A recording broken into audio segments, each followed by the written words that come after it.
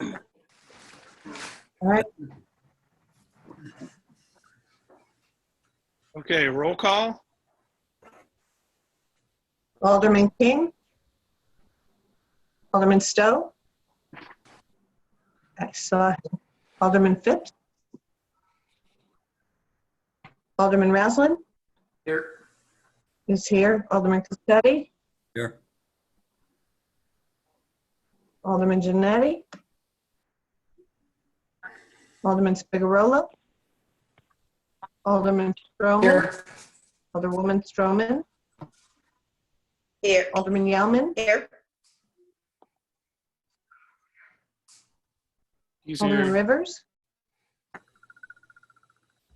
Alderman Mamone. Alderman Stewart. Yeah, Rivers is right next to him. Alderman Blackwell. Here. Alderman DeLigo. I've got 11 present, no, 10 present and 4 absent. That's what I got. I declare quorum. Yeah. All right, I so we do not have, have I'll do not Yes, have minutes to- Alderman King, Phipps, Blackwell. Janetti and Blackwell, correct? Josh, you're gonna have Okay. King, Phipps, to, Josh, you're gonna have Janetti, to and unmute Blackwell. Joe Jellman and Chicago.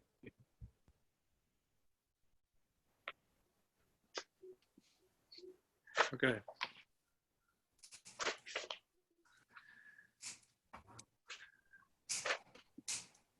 All right, so we have minutes from Okay, the I'm here. April 21st, 2020 virtual special meeting.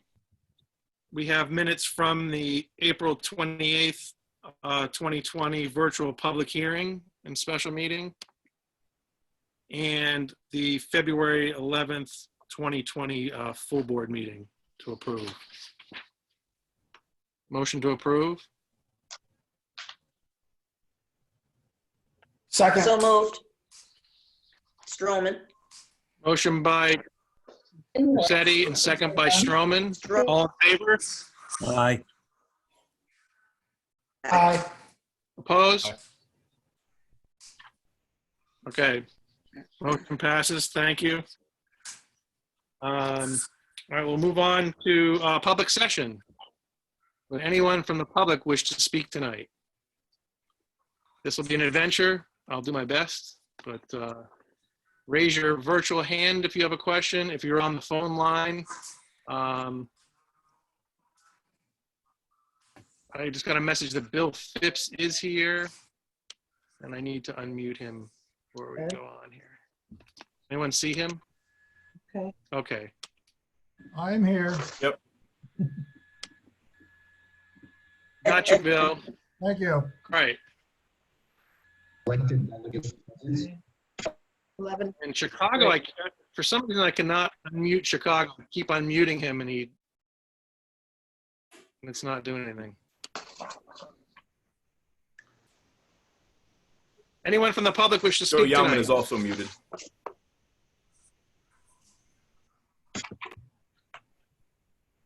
Okay, I'm good now. All right, we have a hand. There you go. Leslie. So please identify yourself, name and address for the public record, and you have up to 3 minutes, and I will unmute you. You are good to go. Hi, do you guys hear me? Are you guys able to hear me? Yes. Yeah. Okay, great. Yeah. So it's audio, right? So good evening, President Short, distinguished aldermen. My name is Leslie Navrat, and I live at 98 Beaver Street. It was a little difficult figuring out how to get on, so sorry. There wasn't a clickable link, so that's why I also wanted to make sure you guys can hear me because it was acting funky. But anyway, thank you so much for the opportunity to address you this evening. As the bond discussion begins, really quickly, President Shore, are we able to ask questions, or just you guys are taking it for the record? So tonight, President Shore, you can speak during the public session.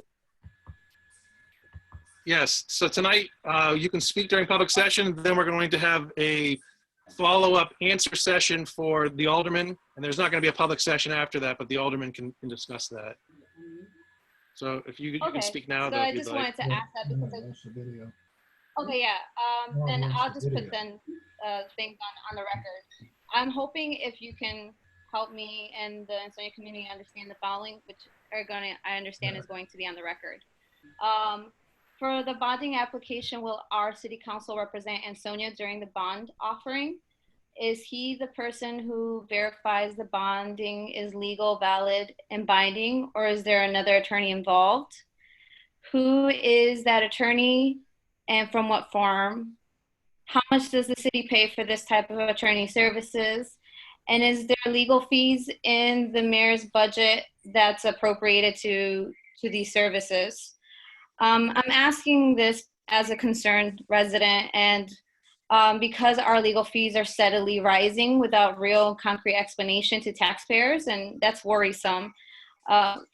So my biggest underlying question aside from these are how will these steadily rising costs, as mentioned, along with the rise of other several local services impact our ability to pay off current and potential future debts in the long run, especially when the COVID-19 pandemic is predicted to have substantial and long-term effects on our economy, particularly small businesses, which is one of the few revenue streams our city depends on, right? So, and the projects that are being proposed and in discussion aren't real economic, aren't going to generate real economic revenue for us. So what is in the mayor's budget that supports the steps to ensure that we reach a net neutral, which was something that was briefly mentioned in by the financial advisor last hearing? And what are the specific steps our financial advisor recommends our city to take? And what is the timeline and indicators of that success? Making sure that, once again, we stay on that possible net neutral. I really hope that the city does its due diligence to educate the community on the above mentioned matters, as we really should need to understand what we're getting ourselves into as taxpayers. Borrowing is never a light subject. You guys should know that. We all have credit cards and debts, right? Especially when we're trying to borrow such a large amount during economic uncertainty without the mention of a clear, practical plan on how the city plans to repay the money without taxpayers getting stuck with the bill. So again, thank you again for the opportunity to speak, and God bless you all. Thank you. Would anyone else from the public wish to speak tonight? Raise your digital hand or wave or some other way of getting my attention. Anyone else from the public wish to speak tonight? Trying to go to different pages here. 3 pages of people. Go to the We got top, one hand Josh. up here. Yep. Oops. Brian, I believe I just unmuted you. Hear me? I just muted you. Can you hear me okay? Brian, you are unmuted. Please introduce yourself, name and address for the public record, and you have up to 3 minutes to make a statement. Brian Perkins, Go ahead. 6 West Road. Before I begin, I just want to thank you guys for doing this, for these Zoom calls. It's really nice to be able to participate in my local government as a remote citizen, so I do appreciate that a lot. I guess really one of the biggest things I want to talk about tonight, or just bring some light to, is some of my concerns with the city's finances. I was home in October of 2019, and I met with the mayor during that time. I went to go see him in his office, and I asked him about the reserve fund balance. He said it was about 9% of the budget. I asked him, can you get me a figure on that? He said, absolutely, I can get you a figure on it. Come back to my office Monday. I said, no problem.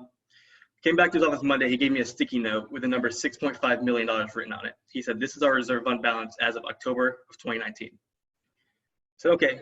I didn't have a ledger, didn't have an expenditure report. There was no background documentation on this number. So validity of the number is questionable. I took the mayor's word for it, give him the benefit of the doubt, as I always do. So I went ahead and took the $6.5 million as canon for the reserve fund balance, the city's savings account, essentially. So fast forward to last month's meeting with the comptroller, Rich Bashara. He said our city savings account is at about, correct me if I'm wrong on this, $4.58 million. So I guess like one of the biggest things for me is I'm just trying to figure out where $2 million went in 7 months. We had this, the mayor said 6.5 million in October of 2019. Rich Bashara is saying as of last month, 4.45 million. Where'd that $2 million go? I'd like to see some receipts on that, see some expenditure reports, anything that we can get to the public on that.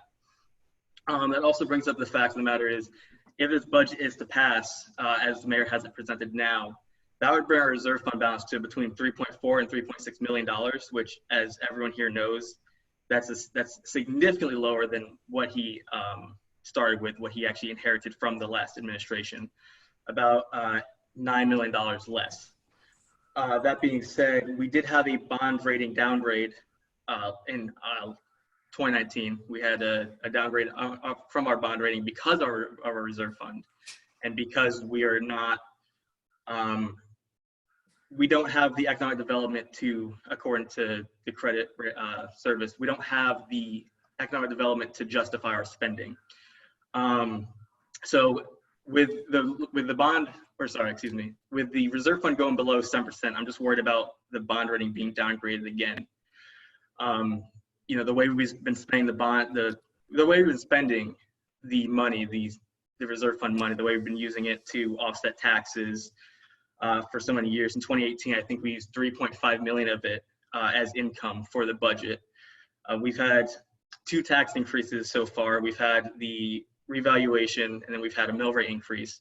I'm just trying to figure out where all this money is going, why we're still spending money from the reserve fund, why the reserve fund's so low, and what the city's doing to change that path, what the city's doing to basically restore our reserve fund to what it used to be. That's all. All right, thank you. Hey, Josh. Yeah, hang on a second. Yes. Can I add a point of Yeah. clarity to that? So just when reviewing the fund balance, you have to look at the designated and the undesignated portion together. Rich gave good commentary on that during the budget introduction. I believe Brian's only looking at the undesignated portion. Correct. I think last week in that thing, he said that the total was 6.4 or 5 million, but the undesignated was 4 point, whatever you cited, Brian. So there was that gap of 1 point something million is the designated fund balance, but it is part of the fund balance. 1.883 million. Thank you. Would anyone else from the public wish to speak tonight? I see one hand up.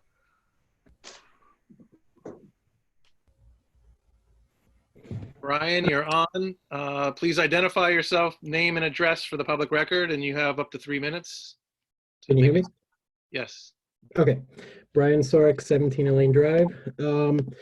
So when we had that meeting with Rich Bashara, I was the one who actually brought up the fund balance information question.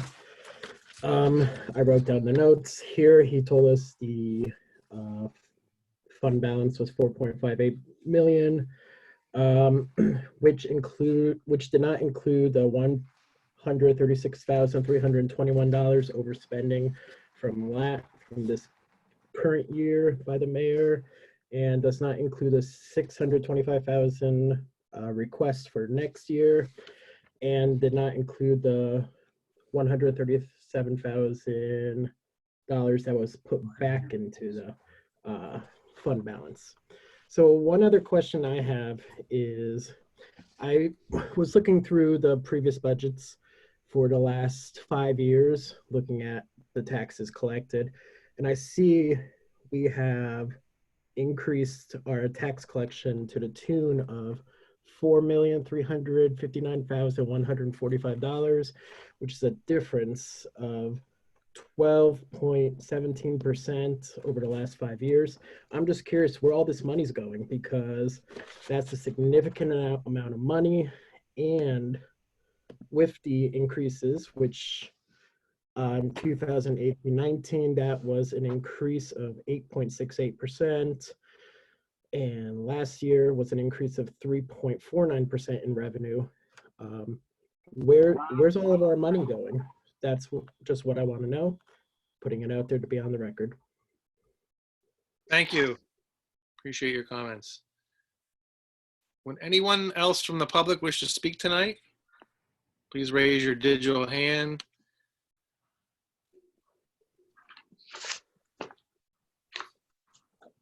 Looking around, we have one here coming up. I will unmute. Lisa, you are muted. You are muted. Please identify yourself, name and address for the public record, and you have up to 3 minutes. Thank you. Thanks, Beth. It's Lisa Glazer, 56 Howinski Way. Hi. Hi. I'm just wondering, I keep hearing about 65 Main Street and what is going to be in that particular building. Is the senior center going to be there, or is something else? What department is going in there now other than the police? That's really all I want to know. Okay. Thank you. Would anyone else from the public wish to speak tonight? Anyone else from the public who wishes to speak? Raise your hand. Know your friends. Last call for public session. Would anyone from the public wish to speak tonight? Okay, with that, we will close the public session and move on. Thank you all.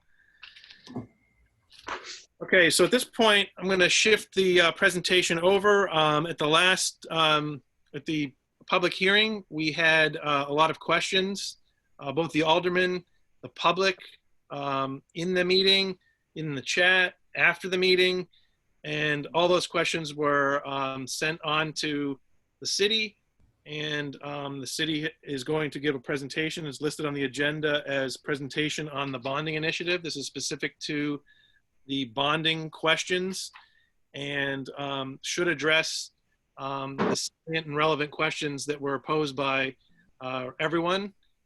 And I'm going to turn it over to John Marini. I am unmuted. Yeah, I'm going to try. How do I change the host on this?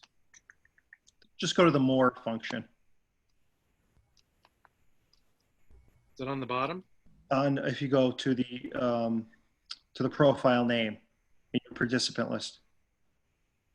Oh, I see.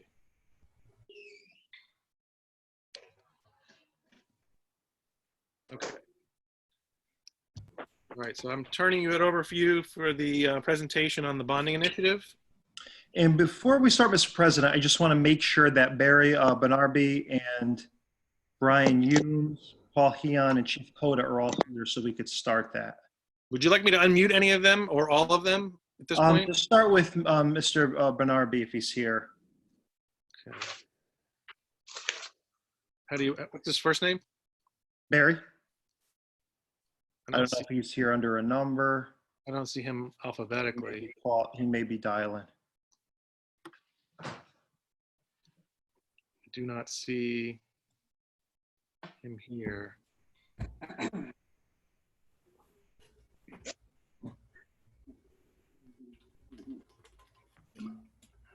You have his number? Trying to get that.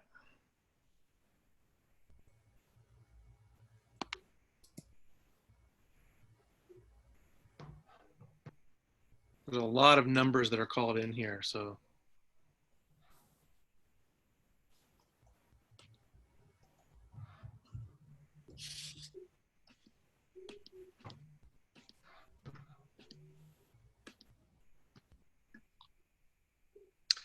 Do you want to move ahead with the mayor's update before we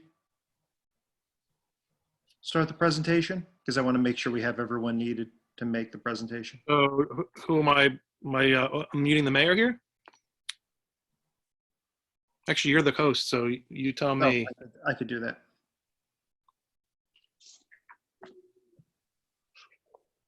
Oh, hold on. He's at 110.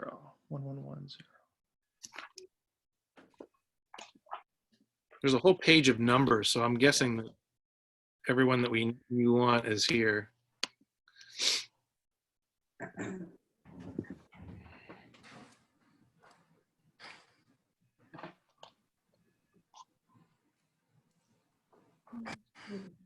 It says mayor. The trolls. Brian. Okay, let me unmute the mayor. Hey, Mayor, Yeah, you there? did you hear us? Could you hear me? Yes. Okay. Good evening, President Stewart, members of the Ansonia Board of Aldermen, and residents of the great city of Ansonia. I hope that everyone is staying safe and that you and your family and friends are healthy. I will make my remarks very brief. You know, in 2016, the residents of the great city saw fit to approve funding for the new police station for our wonderful Ansonia police force. They knew that an old school from the 1900s in a residential neighborhood was not where their PD should be. They felt they deserved better. Now we are seeing the transformation of a fallow building in the heart of our downtown into a state-of-the-art facility. While we did not anticipate a new home for the PD, that would be located in approximately 65,000 square foot building, we understand that Ansonia is small and lacks developable property. The original construction of the new building contemplated 22,000 square feet of space, and that is what they are going to have. But there are other considerations in order to make this entire building functional for future use. You will hear about some of the other costs to consider. It doesn't make good financial sense to find additional funds in the current budget and raise taxes. Absolutely not. It doesn't make good financial sense to tap into the reserve fund to pay for associated costs when we have done such a good job in decreasing our reliance on the fund balance.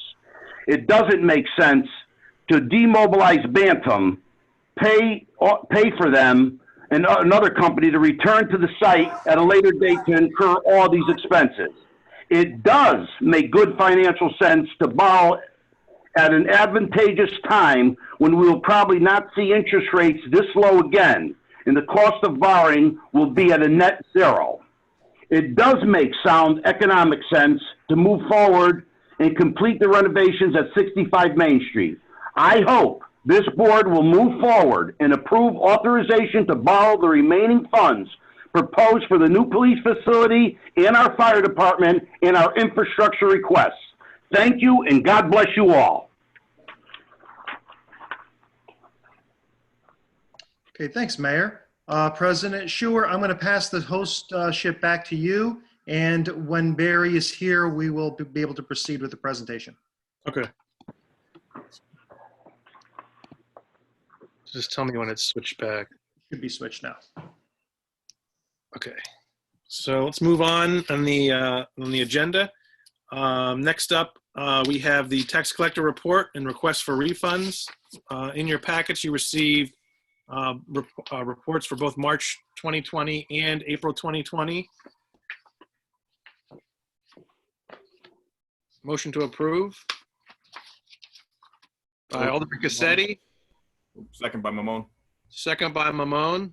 All in favor? Aye. Opposed? Abstain? All right, motion passes. Thank you. Okay, so we'll move on. We have communication, and actually in all the flurry, I failed to ask us to add late communication number 1 to the agenda. I'm hoping we can still do that. I'll make that motion, Josh. Who's that? Joe Yalman. Yalman, second by Cassetti. All in favor to add? Aye. Aye. Resolution 1. Okay, thank you. Okay, so communication number 1. Let me just pull it out here. And I see he's here in the meeting. This is a letter from Superintendent DeBacco. And this is requesting, I don't need to read this whole thing, do I? you guys have it. I'm going to summarize it. There was unexpended money in a previously approved bond from 2017, specific to the boilers of the middle school and the parking lot in Mead. And the request here is for the aldermen to authorize shifting that money, which is previously approved in a previous bonding, so they have the money, but shifting it into the funds so that they can complete the Co-Lane access road. It's Co-Lane and Sunset. And the letter explains that this was very well received and endorsed by the police department, the EMS, and the fire department, creating a secondary back access road out of the high school off of Pulaski Highway. So I don't know if there's any comments or questions on this. You have the full, yeah. Alderman Cassetti. I think you have to unmute him. Oh, he's muted. It's muted. Okay, go ahead. Okay. I believe that the boilers have been repaired and that anything that was of issue, from the previous Board of Ed superintendent, that she went ahead and she made sure that Mr. Tobacco was brought up to speed and that everything that should have been taken care of with that funding was taken care of, and that what we're dealing with is in excess of that amount. Correct. This is left over. So specifically within the letter, there's two motions. One is motion 1 to transfer a $111,000 from the 2017 boiler at the middle school, and to transfer $21,000 from the Mead parking lot account into the amount of $132,000 to be used completely for the Co-Lane, to complete the Co-Lane access road project. And then secondly, motion 2 is to approve proceeding with the 3 projects as expeditiously as possible, and authorize superintendent of schools to award the bids to the most fully qualified bidder with the lowest bid price, and furthermore authorize the mayor to sign all documents related to the contracts of these 3 projects. Mr. President? Yes. I'd like to make a motion that we go ahead and approve those funds and go ahead and give them the necessary means to create that emergency access to the high school. I have a discussion point on that, please. Well, we need a second first. I'll second it. Okay, so a motion made by Alderman Spigarolo, Alderwoman Stroman, second, and now you can add discussion. Discussion item. So, Rich, I don't know if Rich Bashura is unmuted or not, but do we have confirmation that those are the funds that are sitting in those lines remaining? Let me unmute him. Has that been? I don't know if Dr. Joe confirmed that or not, but. And I will unmute. I've unmuted Rich Bashara and Dr. Tobacco. Yeah, the funds that we're talking about are residual from those 2 projects for the Ansonia Middle School boiler repair, which occurred about a year ago, and the Mead School parking lot, which was prior to that even, I think, when they relocated the catch basin and increased the size of the parking area up there. So those amounts are residual in those 2 accounts currently. Okay, and that this transfer request will zero those out? Within $1,000. We rounded to leave a few dollars in there, but not to the penny. Okay, all right, I'm good. Thanks, Josh. All right, thank Can I you. just, Any other comments?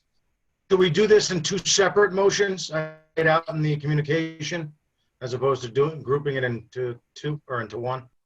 I would do 2 motions, yes. Yeah, let's do 2 motions. I mean, it's. I don't know if you want to revise your motion, Tony, and just take up motion 1, and then we'll. Yes, Mr. President, I'd like to rescind that motion, and my motion is to approve the transfer of the funds for the access road. As per motion 1, correct? Correct. Okay. So, motion 1 made by Alderman Spigarolo, second by Alderwoman Stroman. Point All of in favor? Oh, sorry. Sorry. It looks like Bill Phipps has his hand raised and he's muted. I just wanted to bring that to your attention. Ooh. Why can I not unmute him? This is what we were talking about before, when people mute themselves. Oh, here we go. Oh, I think I got you. You just muted him again. There you go. And I got There it. you go. You must have been talking to my wife and you figured out how to mute me.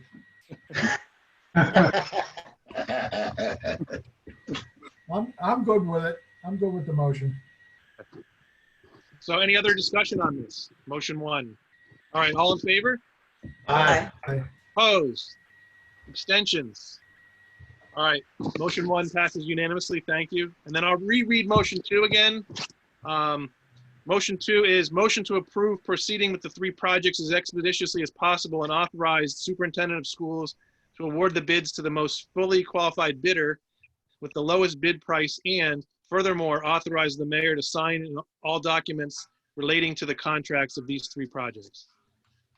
I'll make that motion to authorize Dr. Joe and with the mayor as a secondary. All right, so motion by Mamone and second by Yaman. Yep. Any discussion on this? All right, all in favor? Aye. Aye. Opposed? Abstentions? All right, thank you. So both of those motions have passed. Congrats. Make a nice road, please. All right, so then we move on to late communication number 1. This is from Chief Coda. Is he here tonight?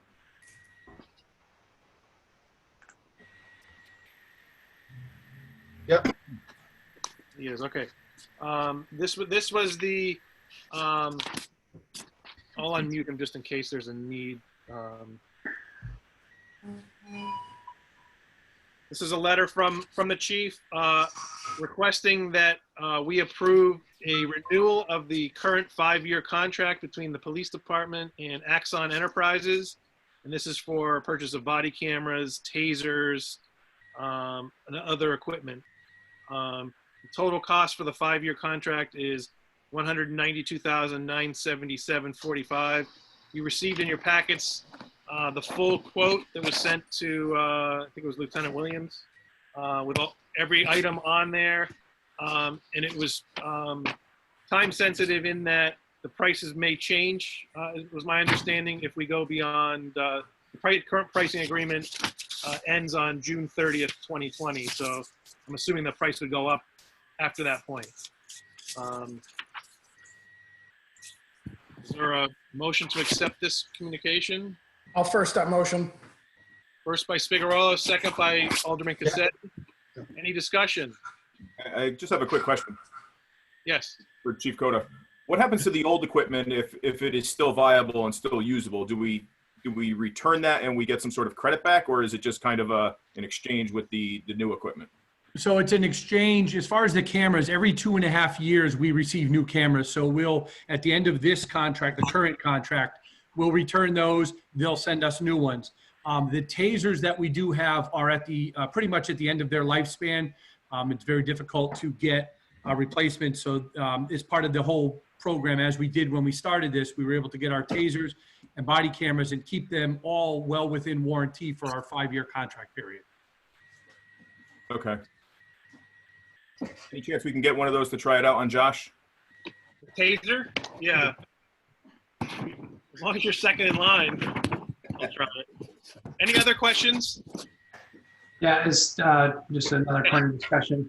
I don't know if you can speak to this, Chief Coda. I mean, I'm sure I don't want to get too far in the weeds, but have there been any other departments that have gone for like a non-rental version of these? I was just kind of surprised by it. Seemed like a big cost for the department. I'm sure there's a lot of technology involved and probably cloud storage and all this kind of thing. But are there any other alternatives that you've seen that might be available?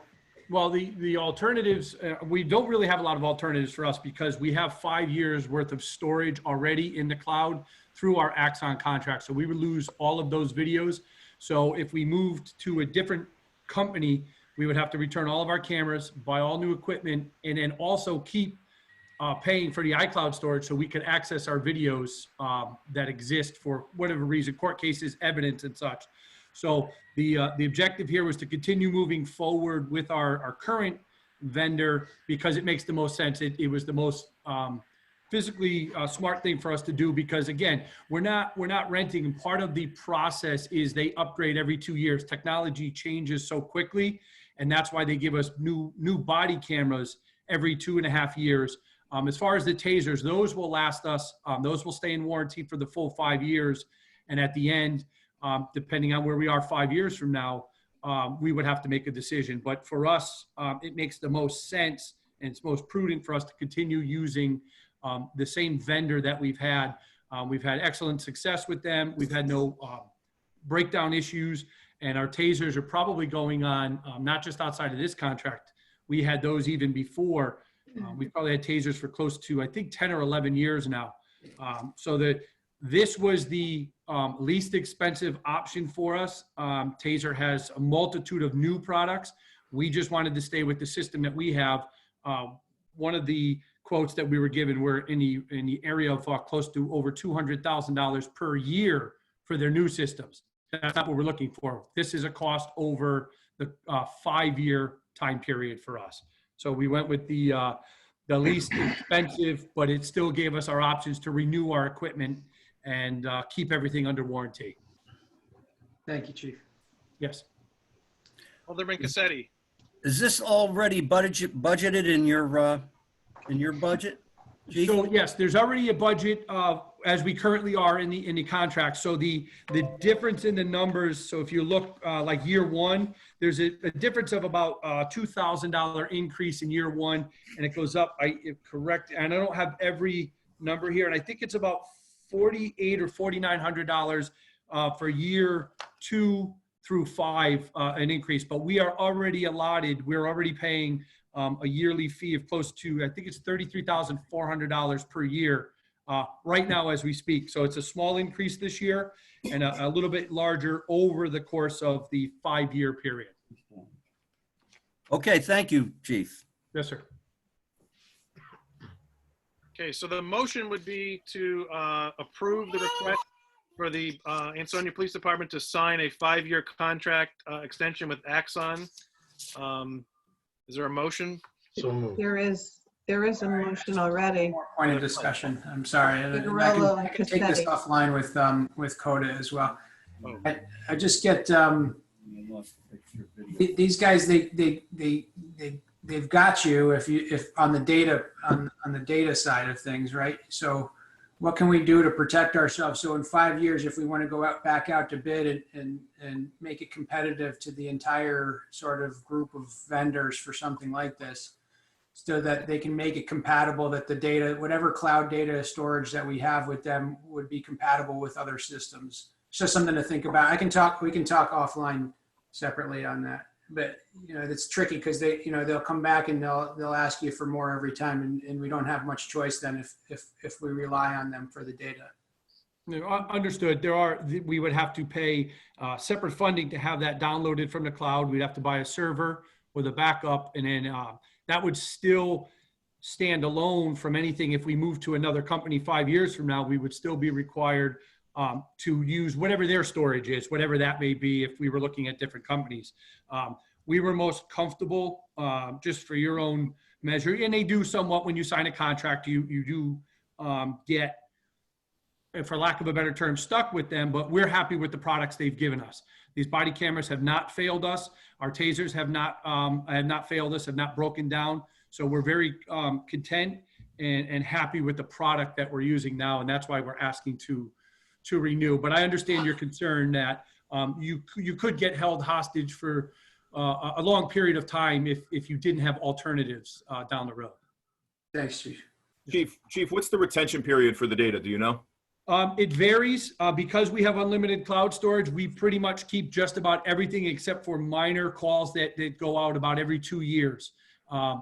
There's a multitude based on state regulations and destruction orders. So we've elected at this point to keep almost all of our video except for your basic.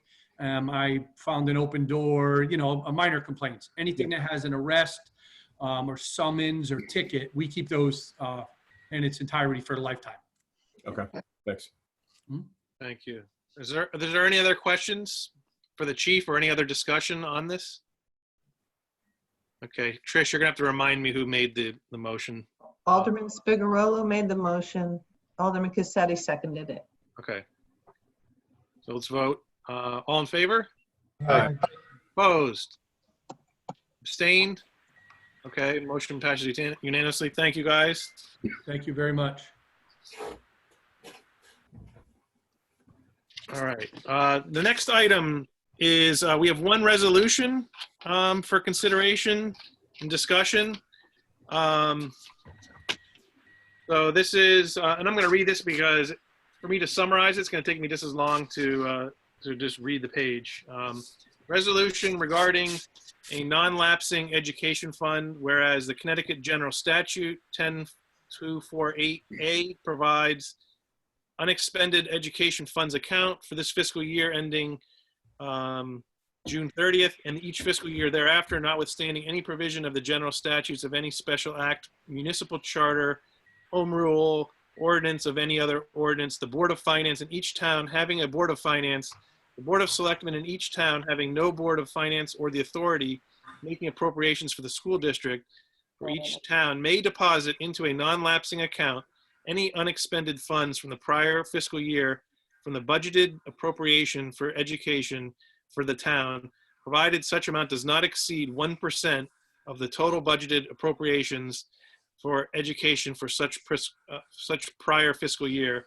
And whereas the Board of Aldermen of the City of Ansonia is willing to agree that it will deposit funds unexpended from the Board of Education appropriation that would otherwise revert to the city's reserve fund at the end of the fiscal year, up to the statutory maximum of 1% of the total budgeted appropriation for education for that prior fiscal year into a non-lapsing account that will be available to the Board of Education upon request, expenditure in subsequent fiscal years.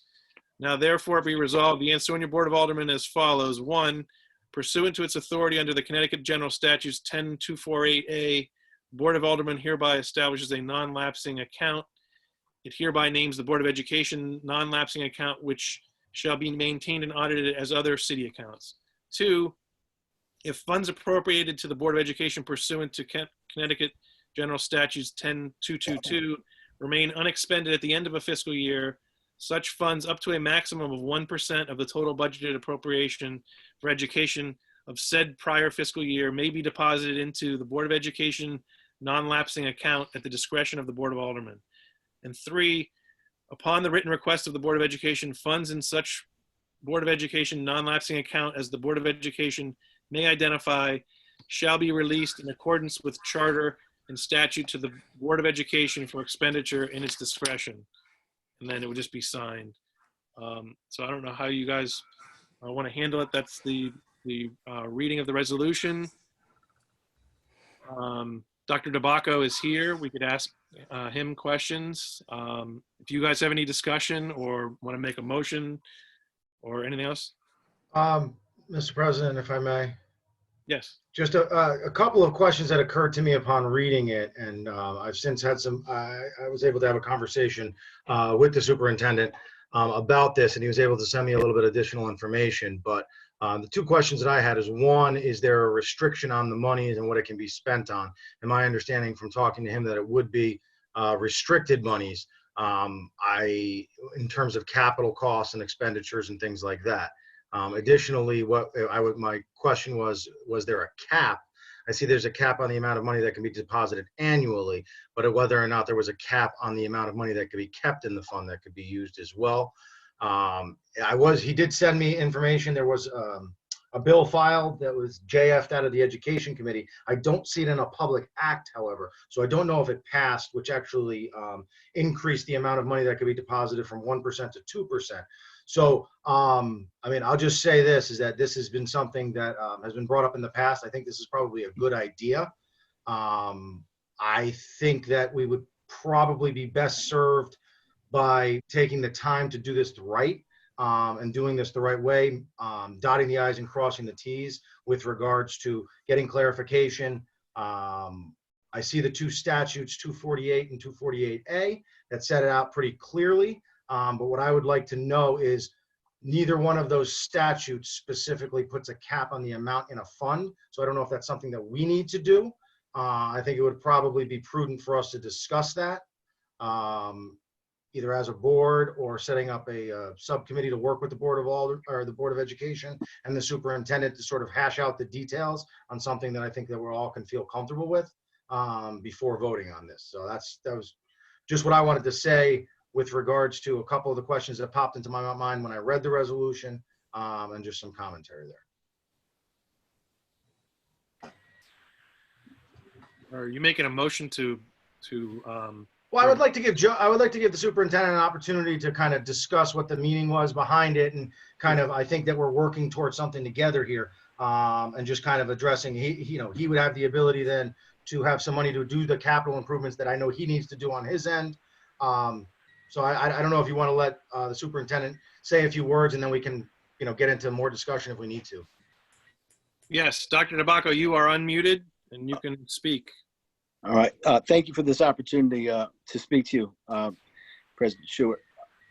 So the non-lapsing account came through a conversation talking to Chris Phipps, Rich Bashara, and also talking to John Marini. This would be a great mechanism for us to offset budgetary shortfalls, especially moving forward to next year.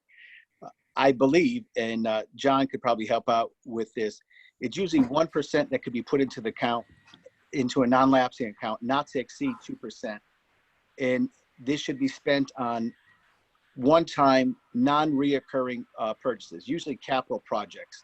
So what I could essentially do is put some money away and zero out my capital line moving into next year and be able to make our funds work and keep everyone employed next year. It's a mechanism that could be very helpful. It's also a mechanism that, with good financial planning and being fiscally prudent, I won't have to ask the aldermen or taxpayers if I know that if I have a boiler project in the next 3 years, it's going to cost me $300,000. If I could put $100,000 away and be financially prudent for 3 years, leading up to that project, I don't have to ask taxpayers or the aldermen for additional funds. And I could use the non-lapsing account based on, once again, this account will also be held on the city side. The city will know what money's in it. It gets audited just like another city account. In actuality, for us to access it, we would have to ask the city to access that account. So it's not something that it'll be out there. It could be helpful. I also think it's another mechanism, the non-lapsing account, instead of, the alderman appropriating another couple $100,000 into our budget for a one-time purchase. This would eliminate that one-time purchase need, because once that, whatever purchase, say if it's rooftop air conditioning units and you give me $200,000 into, it changes our MBR by 200,000, but it changes your MBR forever. But with a mechanism like this, you could fund just education, and those other some of those projects could be funded by being financially prudent. And I mean, John could also help out with the statutorial information, but I mean, Rich Bashar was unbelievably helpful and trying to set this up to make sure that our budget works for next year. So that's pretty much the background, a little synopsis of the account. Thank you. And I unmuted both Rich Bashar and John Marini. If either of you want to Mr. President, add to that. If I can say, this was certainly a collaborative effort between the Board of Education, staff, and commission, reaching out to the city. We see this as a great way to make the most of taxpayer funds. The account encourages savings on the part of the Board of Ed.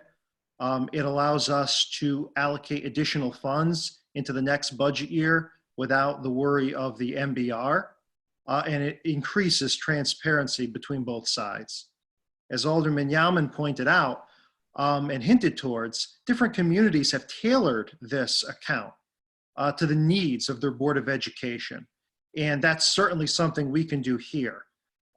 Directing those funds to be spent on capital expenses, one-time capital projects at the Board of Ed, that's something that cities and towns are doing.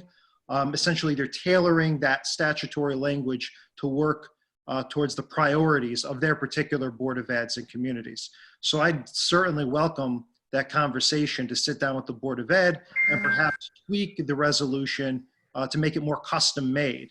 But it's certainly something the mayor's office is very, very supportive of. We feel it's a great creative way to work with the Board of Ed and the Board of Ed budget. We all obviously realize we're in a world of limited resources, financial constraints. This is a way really to work together to overcome those challenges. John, I have a question. So we mentioned around the treatment with the MBR and things like that. Is the city allowed to fund, one-time smaller purchases? Let's just say, I think 100,000. Dr. DeBacco mentioned around air conditioning units and things like that. Are we able to one-time fund this non-lapsing account without impacting the MBR year over year? So the city has made allocations towards Board of Ed expenses that don't go into the MBR. Bonding is a perfect example of this. The city has used its bonding power in the past to pay for, say, the improvement of school facilities and say Right. the changing of a improvement, replacement of a roof. So there are expenses outside of the Board of Ed budget where the Board of Ed certainly benefits, but it doesn't increase the MBR. But this statute is interesting because it allows the Board of Ed to take the unspent surplus of its budget in 1 year and actually roll a portion over into the next year, up to 1%. And as Alderman Yalman mentioned, it seems that there was some legislation put out there to increase that cap to 2%, although I'm also not clear if that was actually enacted or if that was just kind of left on the table. But in other words, this is really the only device to take a surplus in 1 year and roll it over into the next year, which, as I was saying, could encourage savings because now the Board of Ed realizes, okay, if it could generate savings, that money now doesn't drop to the city's bottom line, it doesn't drop into the fund balance. They could potentially hold on to it and have more money next year. And as the city, we don't have to be worried about that amount constituting an extra addition to the MBR, the minimum budget requirement. They could simply use it through this non-lapsing account. And we could certainly direct those funds to be spent through resolution on capital expenses. And some communities, they've done different things with it. And as we continue the exploration of this, I could certainly show you the different ways other communities have enacted this account. Okay. But we certainly have a superintendent of the Board of Ed that's being very, very proactive with how to best use the funds that he's given on behalf of the students and the teachers. And so it really makes sense for us to collaborate in a way that allows the city to do this in a way that's responsible to the taxpayers and in a way that gives them a little more flexibility on the Board of Ed side and not have to worry about blowing through every last dollar, knowing that they would be able to use those funds in the next year. That's what the statute, that's what this particular statute gives us, this ability to do that. And also, if I can chime in, Yeah, go ahead, Rich. the way this would probably end up working, you won't know what their residual is on June 30th. It won't happen until we're fully through the audit. So that's why it talks about approving it in the following fiscal year for the prior fiscal year. And it gives the Board of Aldermen the option. They don't have to do it if there's extra. It will be at a vote of the Board of Aldermen if they so choose to add it to the fund. And that fund will sit on the side of the city in what would be similar to our designated fund balance reserve accounts, similar to what those are. And for the expenditure, it would require that the Board of Ed come to the Board of Aldermen and the city to seek approval to spend those funds on a project. And at that time, you'll also have control over yay or nay on that also. So in the past, I've been dead set against this. I'm now, with all of the information that's been flowing between the two sides, I understand. I'm not sure there'll be a reserve surplus this year, but there may be. And if there is, I think it would behoove us to be able to allow us to carry that over for capital purposes into next year, given all the things. I mean, the thing that comes to my mind is there's a requirement, could be a very large requirement to purchase a lot of new Chromebooks for distance learning, as that may well be part of next year's educational process, either in part-time or full-time. But computers will be one big area where they might be able to utilize that. And that was kind of the impetus to push us to try and get this done prior to the fiscal year ending. And I don't know, John, if we enacted this next year, would it allow us to be retro with it or not? I don't believe so. Yeah. So anyway, I wanted to add that. Thank you. Alderman Cassetti, I see you had your analog hand up. Would you like to ask a question? No? Okay. He's muted. Oh, he's muted. Yes, thank you. I just want to be sure that I understand that the 2% is the maximum that, and it can't be exceeded. Is that correct? No matter if it goes into 2, 3, 4 years without use? That's not actually what the statute says on its face. So it's something we would look into. Right now, the statute that we see allows up to 1% of an annual budget deposited, rolled over rather, from one year to the next. We can look into whether there's an overall cap, but even if there isn't, I believe other communities have created one. Okay. So that the account itself has a cap. But the statute on its face deals with what you can roll from one year to the next, and it seems to be 1%. Now, there is some draft language out there that suggests it can go up to 2%, and we need to make sure that this is in fact the actual approved version of this amendment, but it is not listed on many statutory guides that are out there right now. Thank you. I mean, to me, it sounds like everyone seems to be pretty on board with it, but the desire to personalize it and maybe put some of that language in there is probably a good idea. Yeah. For everyone's sake. Is that pretty much what we agree, or? I like it the way it is. Well, my only, if I may, Mr. President, is that, like I expressed earlier, I think my only concern would be is that I'm not sure which. I see draft language for a statute that was a bill that was introduced. I don't know if that actually passed because I can't find the specific public act. So I don't know if we're capped at 1% annually, 2% annually, and I don't see any language restricting it for capital at all in either one of the either of the proposed bill that it looks like came out of committee. Or the actual two statutes either. So I just like to, I mean, before I go voting on this, I would like a little bit of clarification and maybe, like John indicated, maybe fine tuning it for Ansonia. And I think the best way to do that is possibly to have a conversation with Joe and members of the board, and Chris at the Board of Ed, and say, hey, what do we want to design this to do, and how much, what kind of flexibility you guys need? Because I don't want to restrict funds for capital costs if they're, like, as Rich indicated, they need technology. And they're going to have to spend money there as well. So maybe that I would be suggesting, tabling this for a meeting, hopefully retaking this up in June at the June meeting, having some discussions between now and then and trying to fine tune some of the language. If we were to do that, that would not impact the ability to pass this for this year, correct? We'd still be in under the wire. Right. Yeah. I think so. All right.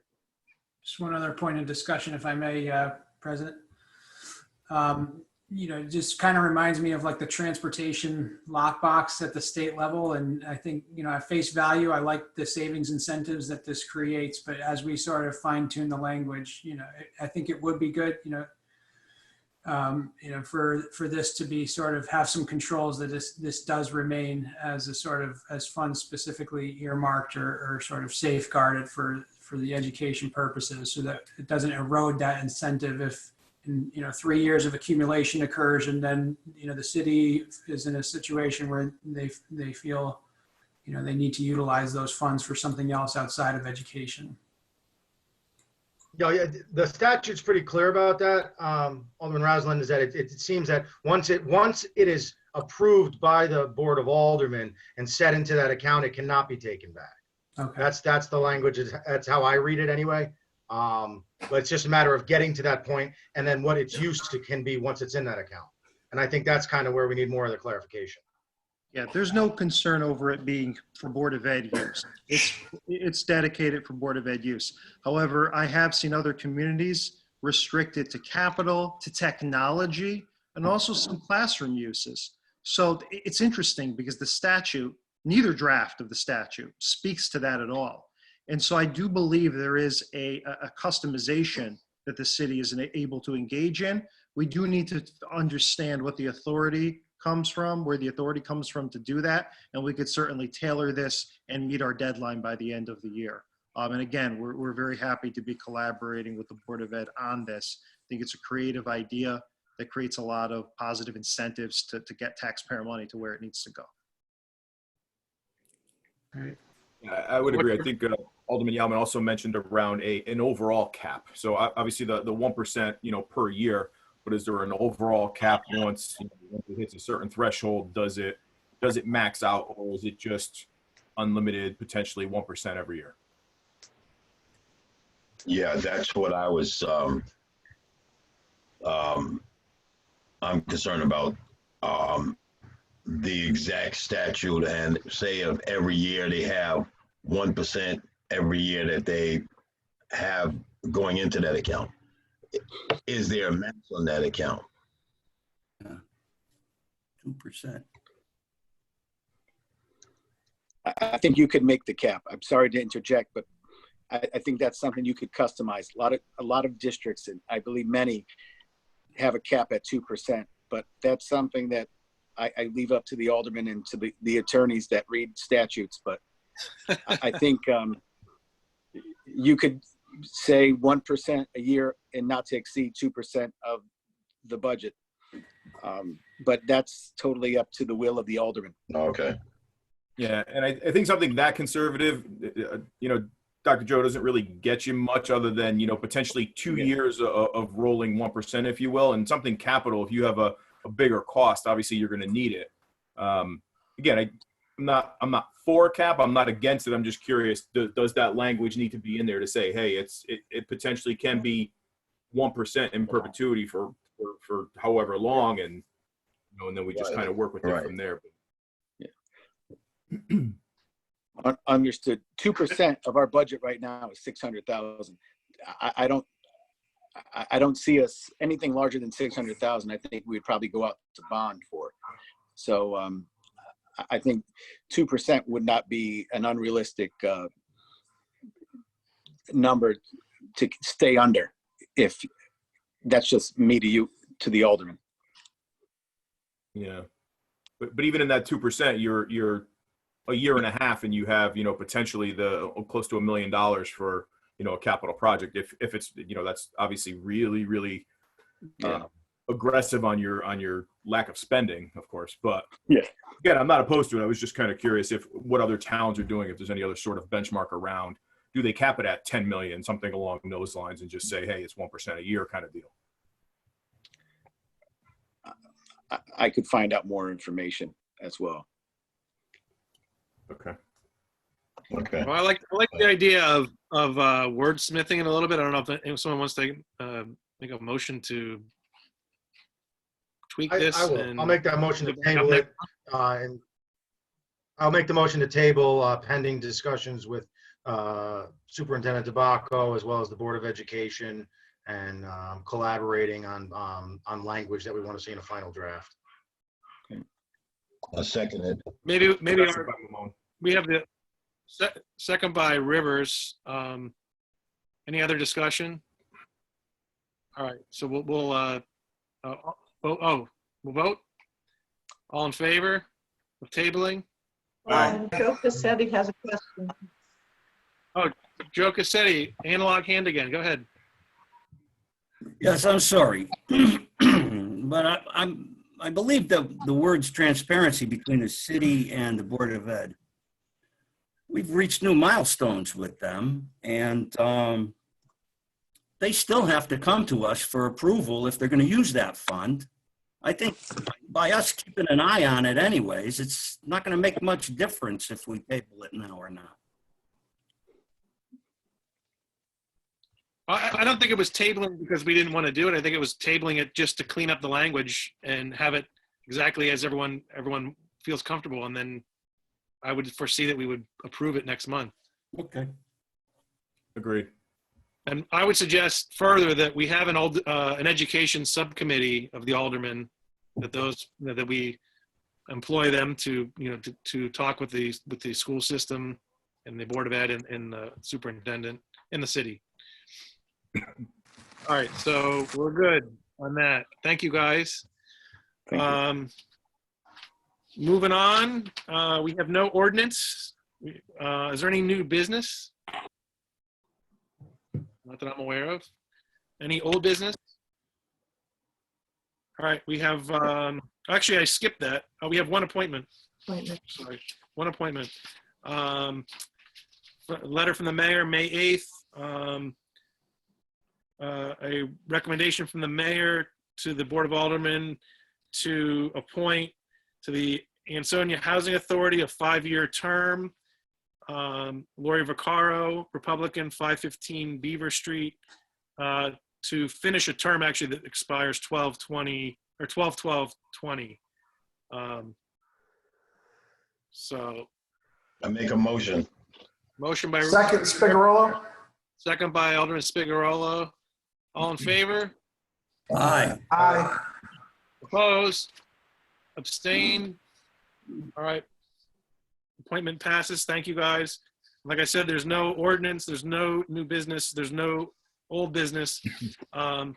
So we'll, all we have left is the executive session, but we'll bounce back to the presentation on the bonding initiative. So I'm going to turn the hostship back over to. I think Charlie's trying to say something. Charlie Stowe is flagging me down. You're not muted, so go ahead. Charlie? Might be having technical. I think he's frozen. Charlie?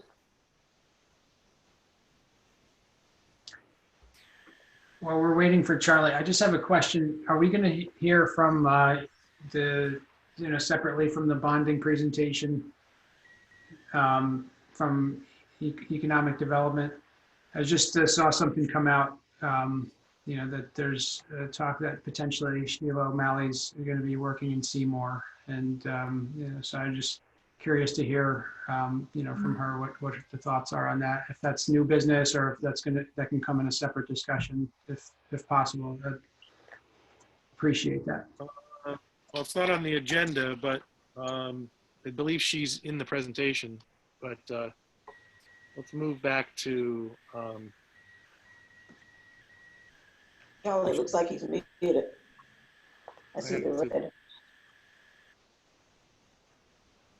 Is Charlie's muted? Hang on. Yeah, Charlie's muted. But I'm not the host anymore, so I cannot. Charlie needs to be. Charlie needs to be muted. Charlie.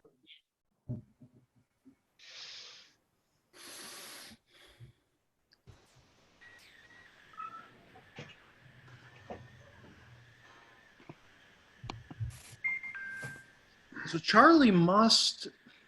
Okay, he's unmuted now. Alderman Stowe, can you hear us? Must be on his Alderman end. Stowe? Does he have his audio turned on? Get our attention. You want me to call him? Hold on. Hold on. I didn't see his hand up. His hand was up? Okay, hang on. Waving. Hang on. He's waving. He may He's have waving to sign physically. off, get back on again. Correct.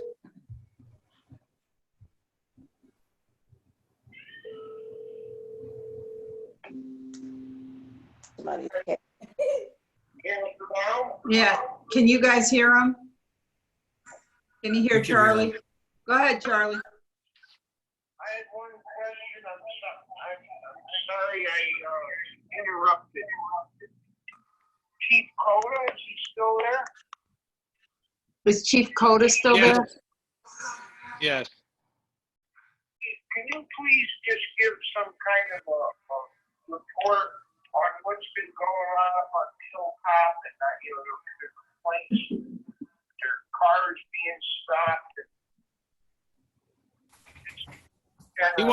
Charlie wants an update on the. He says there's a lot of cars being broken into recently, a report to that? And could you give an update, I believe is what the translation was. Yes.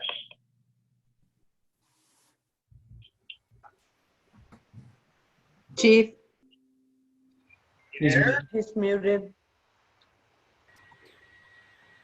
Can I, Ron, you have to unmute him. He's muted. hang on, Charlie, they're unmuting the chief. Oh. You could, Deirdre. Thank you. Yep. Okay, I'm here now. Okay, he's unmuted. Chief? Okay, Charlie, I heard your question. Yeah, so we're very well aware. There's been a rash of cars being entered throughout most of the town. There's been last couple days or last week or so, it's been predominantly the Hilltop, but we are very well aware. Our midnight crew is aware. It seems to be overnight. There's a group going around the Ansonia, Derby, Shelton, Seymour, Woodbridge, Orange, Milford, entering cars. All of the vehicles that we're dealing with are unlocked, and there's valuables, or they're looking for valuables in the car, I should say. So anything that's of any value, money, computers, wallets, they're taking those. So we put out some posts asking people, first off, make sure your cars are locked and secured as best as possible. But we're very well aware. Our detectives have been working with other departments. We've possibly identified some vehicles and some people, so we continue to work on that. But we definitely know there's a lot going on. I was speaking with Lieutenant Lynch about it actually today, trying to see if there's a particular time, location. It's definitely overnight is when we're dealing with it. So we're very well aware our midnights, evenings, days, every shift. A lot of times we're taking the complaints in the early morning hours if people are leaving to go do their daily business. So we continue to work on it in hopes that we can get some arrests out of it. I know Milford arrested, I believe, 7 individuals on Saturday night into Sunday morning.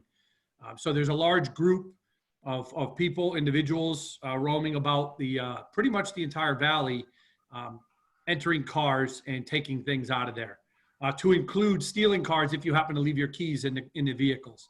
So 1, we're asking people to not do that, and 2, we're trying to make everybody rest assured we know what's going on. We're doing our best to stem that and work with other towns to resolve it.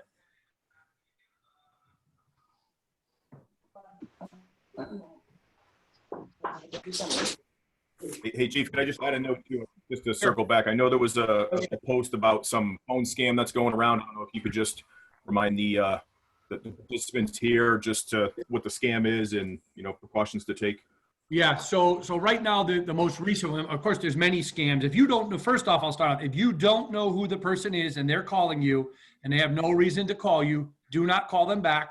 Do not respond to them. Don't give them any of your personal information.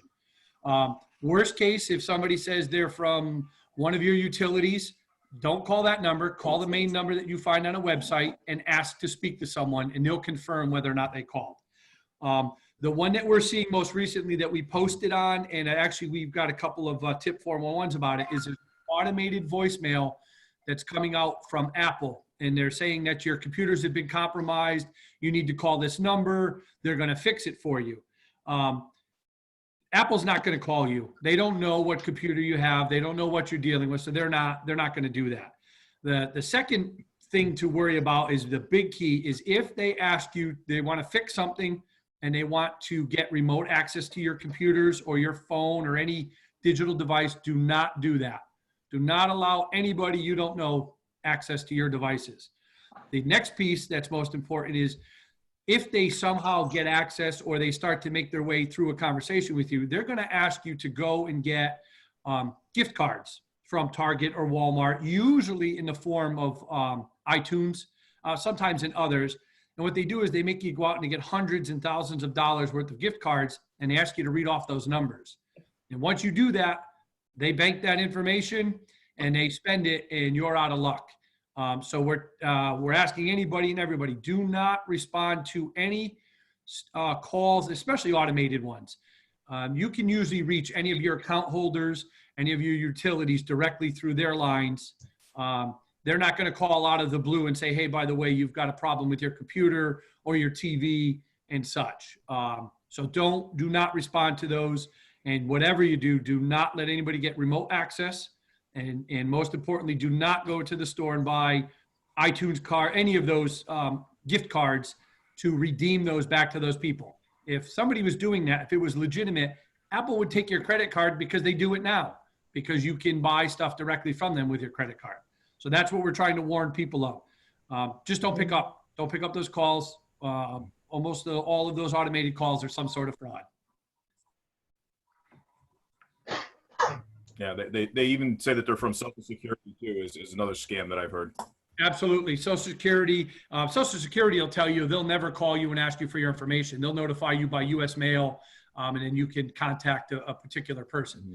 So yeah, any of that stuff, if you're receiving an unsolicited phone call, stay away from it. Don't even answer it. Let your answering machine pick it up, hopefully, or ignore it completely. Mm-hmm. Right? Thanks, Chief. You got it. All right. Yeah.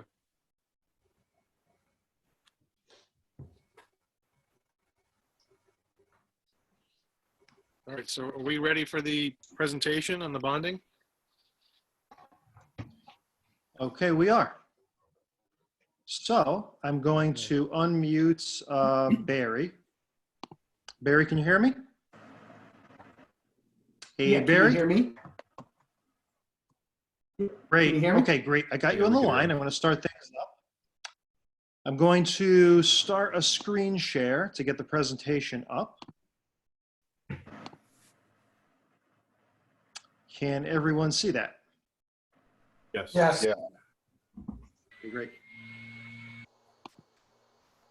Okay, so in response to the public hearing in our last Board of Aldermen meeting, we have put together a presentation tailored towards talking to those questions and hopefully providing some additional information as to not only the reasons why a bonding initiative has been recommended by the mayor's office, but also discussing the conditions surrounding this bonding initiative, and also the financial condition of the city and its ability to do this in this particular time. So essentially, this is volume 2 of our discussion on the bonding initiative. And again, we're looking at questions more than anything. And taking a look at the questions, which are all documented in our last meeting minutes from the public hearing in the Board of Aldermen. The time for borrowing is a big question that comes up in many different forms. And generally it comes up under the form of, is it the right time to borrow in general during COVID-19, during the situation that's ongoing, and more specifically, is it the right time for Ansonia as a city to borrow, given its financial condition? And I have on with me Barry Bernabe, who's Ansonia's financial advisor and has been for the last 8 years at least. Barry, can you hear me? Hey, Barry? Yeah, I can hear you, John. Can you hear me? Yeah, I'm here. Yeah. So Barry, you've been with Ansonia for some time, right? Yes, I think it's been over 10 years now. Hey, Barry? And so any Yeah, bonding is done in consultation with Barry, working very closely to make sure that we're putting the city in an advantageous position. And specifically here, that's significant because, as you know, the borrowing totals $5 million. We've already gone over this many times. The 3.1 million is the largest piece of this for the 65 Main Street project. 1.5 million for road improvements in infrastructure, 300,000 for fire vehicles, and 100,000 for a field study. So the first question, Barry, that really has come up is the very general idea of borrowing versus simply paying for something within the budget for next year, or possibly even going to the reserve fund. And obviously, we feel very strongly that there's an advantage of leveraging debt versus taking an action that would raise taxes or further reduce the fund balance. But Barry, can you talk to that a little bit? Just that very generally, why a city would want to borrow and how that has advantages over budgeting? Sure, absolutely. So John, you can hear me, Hey, right? Barry? It's Barry? Yep. We can hear you, Can you hear me? Barry. Okay, good. Everyone can hear you. Go John, ahead. you're absolutely right. I mean, for large capital projects, for $1 million and over, it makes much more sense to issue bonds for them, to leverage debt service and pay for those capital projects that have a long lifespan, say roads, schools, buildings, stuff like that should be paid, amortized over the life of the project, as opposed to taking the money out of reserves. So bonding rates are very low now. It makes much more sense to issue debt for these capital projects than to take it pay it directly out of the budget.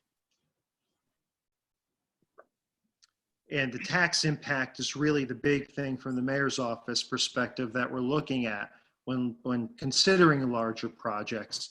If it's going to raise taxes and create instability for individuals and business owners, that's something we want to avoid.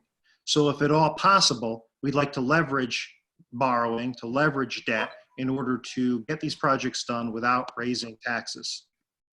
So the other question that comes up is, well, is this a safe time to borrow during COVID-19? And is Ansonia in a good position to borrow? So we asked Barry to crunch the numbers to determine, well, what does the market look like? And more specifically, what position is Ansonia in? So I'll let Barry talk a little bit to the debt position that the city is currently in right now. Right. So, oh, I see. You got the spreadsheet up there. So that is a bit busy, but what that spreadsheet attempts to illustrate is on the left-hand side, columns A, B, C, D, and E, show the city of Ansonia's existing debt profile. Column B is the principal payments on a fiscal year. Column C is the interest payments. Column D is the existing principal and interest payments. And column E is an important column to me. If you look at column E, you'll see it's all in red, meaning if the city were to never borrow again, debt service would drop off each year. That's a big positive. That shows that historically, Ansonia does not push off debt service payments. You know, they issue bonds, they start paying for them right away. Now that decrease in debt service is going to could help mitigate any future debt service. And as we go from left to right, we go to column F and we see a proposed, what we call BAN issue, bond anticipation note for $8 million. That $8 million has already been authorized by the city, just hasn't been issued yet for the police headquarters. And we're hoping to tomorrow, Wednesday, to borrow that $8 million.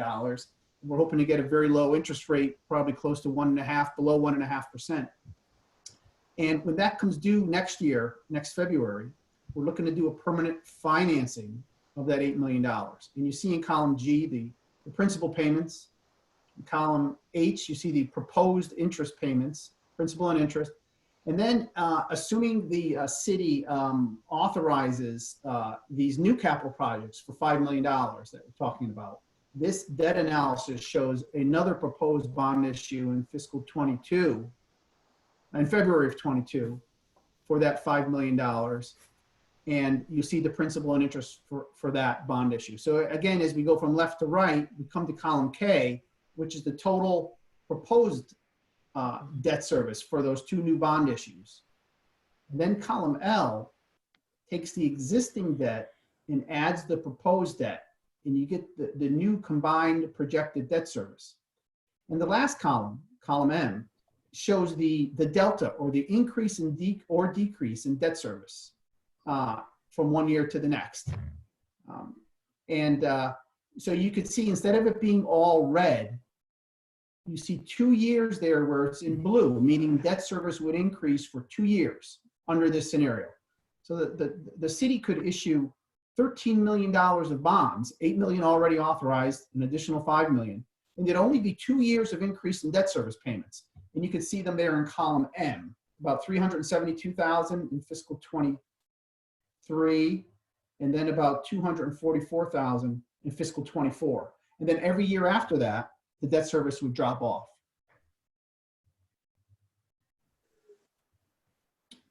So Barry, I also have the Were you chart able to- that you've provided us with, which explains it in a different way.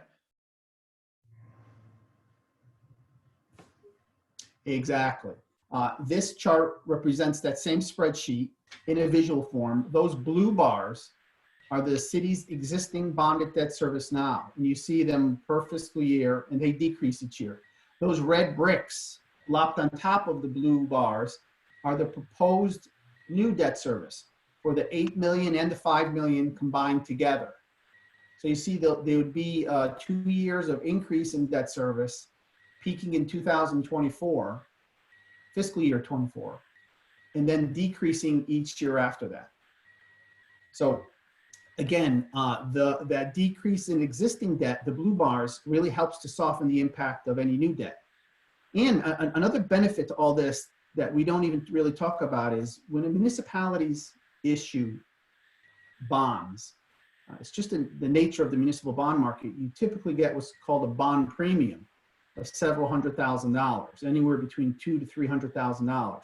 And that money should be used to help mitigate debt service too. So in those 2 years where debt service goes up, the city will receive bond premiums that could completely or very close to mitigate those increases. So it would soften the budgetary impact of that. And you know, without going on too long, this is the rating agencies like to see communities that have high bond ratings, like Ansonia does, to continue to invest in the community, in capital needs, improve the quality of life for the community, and to try and structure that in so that debt doesn't spike up too high in any one year. That you try and keep debt relatively stable and improve the capital needs of the community and keep the quality of life high. And that's what we attempt to do here with this graph, attempts to illustrate that. Thanks, Barry. So essentially, we're looking at a relatively low debt profile that the city does have. We have retiring debt on the horizon. So the amortization of debt is a possibility here. We have a strong credit rating. And as we're going to talk about, which is very interesting, is we have favorable market conditions for borrowing. And of course, this was a question that we certainly took to heart. Anyone that was expressing concern over whether this was simply the wrong time to borrow, given what's going on out there. But as we take a look at the rates that we would encounter currently versus what they have been historically in the past, we're looking at an advantageous time to borrow on behalf of the city to push projects forward. And Barry, again, you supplied us with this chart. I'll let you explain what we're looking at here. Right, it's a little bit busy, but basically what it shows, John, is the yield or the borrowing cost for a 10-year AAA rated municipal borrowing. And you can see as that red line goes across from left to right, starts in 2015, and it really bottoms out towards the right-hand side there. And then you see it spike up like a heart attack. That's what happened in March into April. Municipal borrowing costs shot up there on the far right-hand side, very, very high. But they immediately or very quickly came back down. And long story short with this chart is that we are very, very close to those all-time lows we were at prior to this pandemic starting. That's what this chart is attempting to illustrate.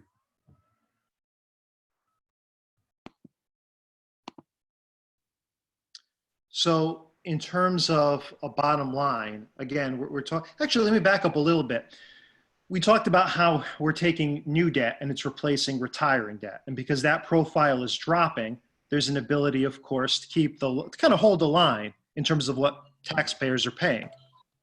But you also mentioned premiums being able to mitigate that a little more. Could you explain that a little more for an audience that may not be used to that terminology?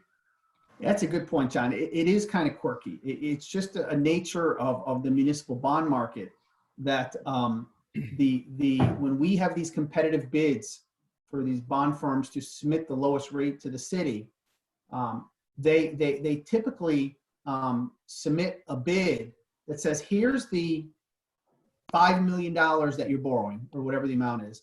But they give you actually a little bit extra because some of the interest rates that they charge you are slightly above market rates, because a lot of the investors out there, rates are so low right now.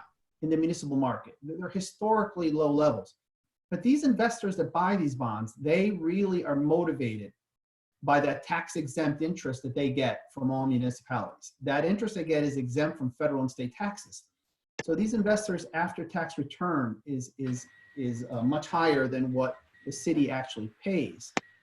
So they're so motivated to get that tax exempt interest that they actually charge the city slightly higher than market rate, and they give you this big premium up front to mitigate that slightly above market rate. So these bond premiums that we get, most municipalities should use them to mitigate the debt service in the first year or 2 or 3. And that's the nature of those premiums. So again, in responding to concerns, the city would not be recommending this initiative if we didn't think we can hold the line. And when I say that hold the line, I mean basically that bottom line, hold the line on taxes. So while certainly we are borrowing more money, that's a given, it's being done in a way and under conditions where the taxpayers are not going to see that reflected as an increase in what they're paying in taxes year to year. And again, that's because of a combination of circumstances. The city's bond rating, the debt profile, which is not only low, but decreasing, the ability, as Barry has explained, to get premiums, to be able to offset any potential increase, and the market conditions being what they are, being able to get a competitive rate lower than average and be able to use that to move forward again with our projects and our investment in the community. And so while a lot of the questions kind of center around, is this the right time to act? Or we would answer yes, that there's an advantage to acting in this time. And I'll also say, the point was brought up, almost an additional question early at this meeting, that these are not, I guess a point was being made that these are not economic development projects. And the mayor's office, and I would certainly disagree. I think we've seen historically in this country that during times where the economy has retracted, especially during times of recession, and certainly during the Great Depression, and I throw that in because again, you're seeing a time of economic contraction that's unprecedented. And we've seen success through this country acting through investing in itself, whether it be in infrastructure, whether it be in the community, and we've seen an economic stimulus result from that rather directly.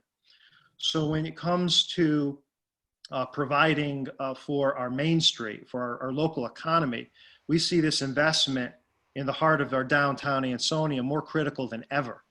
And the same, of course, goes for any investment we were to make in our volunteer firefighters or the fields and road improvements. But certainly, we don't think that now is the time to hold back making a significant investment that would bring people into the downtown area. We believe that it would create a ripple effect, and that given these uncertain times, that's needed now more than ever. And so we would answer that question very strongly, that now is the right time to act. The circumstances are in our favor, and there's a true benefit to achieve by acting now. Now, another group of questions centered on the past. So looking back at our track record of bonding, because of course, as Barry has showed you in the chart, the city has borrowed before. And in the past, we've made the same argument, that we're borrowing at a time where, strategically it makes sense, and investing in the community in a way that's going to produce a positive impact. But some of the questions asked for more information. What were those projects? What was the money spent on? What, if anything, is left? And I think talking to those points are helpful to understanding the context. And I have Sheila O'Malley, our Economic Development Director. Sheila, can you hear? Yep, I can. Thank you. Thanks, John. So we're going to address the bonding track record. And so I'll move into the first slide, which a point we want to make right at the beginning. Not all bonding that's authorized is actually borrowed. And this is a common misconception. When we bring a bonding initiative to the ballot and it's approved, the money is not automatically borrowed. The aldermen must actually vote to move forward with the actual borrowing. And that's when we actually go out to the market and find out what the rate is going to be, and we try to capitalize on those savings. But of course, as we've seen, some projects aren't feasible. Some projects don't move forward. So I think it's very important to draw a line here and understand that just because we've gone to a referendum in the past doesn't necessarily mean that any money was actually borrowed, that any money was actually taken into the city. So Sheila, I'll let you go ahead. Thanks, John. Thank you, everybody. Yeah, I mean, a lot of what is coming up in these slides is self-explanatory, but we just thought we would update you on completed projects and some that haven't been completed, and provide some answers to ongoing referendum projects. So as you can see, the money was, there was a referendum in 2013, and those projects are included on the screen before you. You can, City Hall roof was done. These are all, everything that's been checked off. Police Department HVAC and windows, Eagle Hose roof, generator for the PD, arms roof replacement and HVAC, transfer station and paving at Hilltop Hose are a few of them, few of the projects. I think if you go to the next slide, unless you want me to, yep, some additional projects, PEC demolition, library windows, armory roof, Nolan Fieldhouse Road, Ansonia Library, HVAC and HW, Nature Center parking, Nolan Field parking lot, Nolan Field scoreboard. I don't like when people read off of PowerPoints, but I'll keep going just so that if you want to stop me, you can. Ansonia Riverwalk, that was segment 8, which is complete. School security and the West Main Street parking lot were all part of that borrowing, that bonding.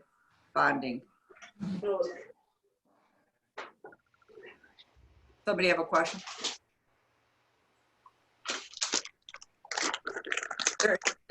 There is still money left in the Nature Center dredging project and the Nolan Fieldhouse project.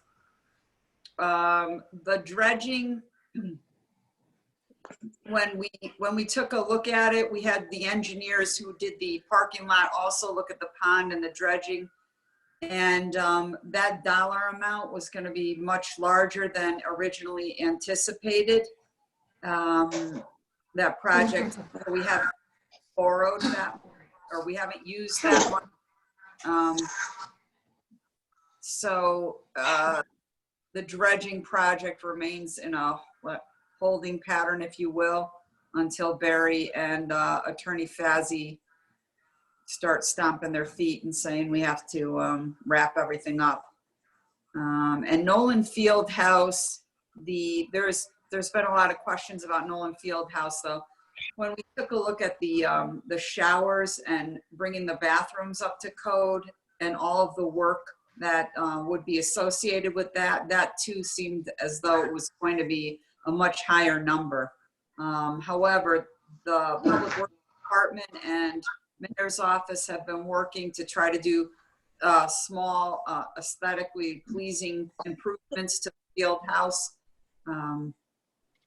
smaller projects, cutting down trees that are invasive and painting, etc. So those are your remaining projects from 2013. 2016, we bonded again. The projects listed below are those that have been completed. Installed oxygen, that's arms, replaced a light trailer, a vehicle extraction equipment was purchased, a backup generator was purchased, Lucas 2 chest compressors, communication center for the PD, that's the new facility. Chief, if you want to chime in, but I think all but $40,579 has been expended. Portable radios for PD, fire, and arms have been purchased. Live can fingerprint. Just think we can move on to an administration vehicle. I believe that's for PD, detective vehicle, and supervisor vehicle, and a detective bureau vehicle have all been purchased. Please, if I've gotten this incorrect, Chief, please jump in. 1 ton Mason dump truck, a half to 3/4 ton pickup truck, and a tractor with a roadside attachment. PW has purchased. You can see the some of the items that are still remaining. Obviously, the new station, almost 5 million remaining. Fountain and charter hose sewer lines. I think that's 41,948. I just might be a correction in that, but Front Street and Maple Street pump station roofs, those projects are still remaining. River Street pump station, wash station at PW, John Deere they did not purchase, and senior center relocation, 485,000 remaining. Nature Center roof, 45,000. Those are some of the projects that are remaining. I think, is there another slide? Yep. Additional pool of money for Nolan Fieldhouse. So altogether about 40,000 in Nolan Fieldhouse. And the remaining projects are Board of Ed projects. Truck and equipment for Ansonia High School. The Cole Lane Access Road, that's where you guys had discussed earlier about transferring money within those Board of Ed projects. Boilers and hot water heater, the Mead School parking, and the boiler replacements. Those are the Board of Ed. Or Rich, if you see anything, let me know. Those are the 2016 referendum projects that are still outstanding. Right. So in terms of outstanding projects, when we have the numbers saying it's outstanding, does that mean that it's been borrowed and we're waiting to spend it, or that we're authorized to borrow it? Yeah, right. To your point earlier, and when I do talk about referendum projects, I say the same thing. It's important to note again that you have authorization to spend this. You did not borrow already. Oreos. Also, Barry wants to talk a little bit, and again, we still have the problem that if you do mute yourself, you get stuck unmuted, and I apologize for that, but it's how order. Barry. Oh, hey, Barry. John, thank you. I didn't have anything to add. I just muted myself, then I couldn't unmute myself. Sorry. Oh. Could you also, actually, I'm going to get back to you, Barry, in a second. But in terms of the rest of the project, Sheila, so these are projects essentially that we have authorization to move forward with, but simply are not ready? Correct, for one reason or another. And if anyone has any questions, I'm happy to go through those. I just described a couple of the projects and what the holdup was on those. For instance. Oh, I was going to note, this is Josh, that last one on there, the Cole Lane, was the one that we voted on. Obviously, $15,000 is not sufficient to build a access road out of the high school. Right. So you're moving the money around within the Board of Ed project lines.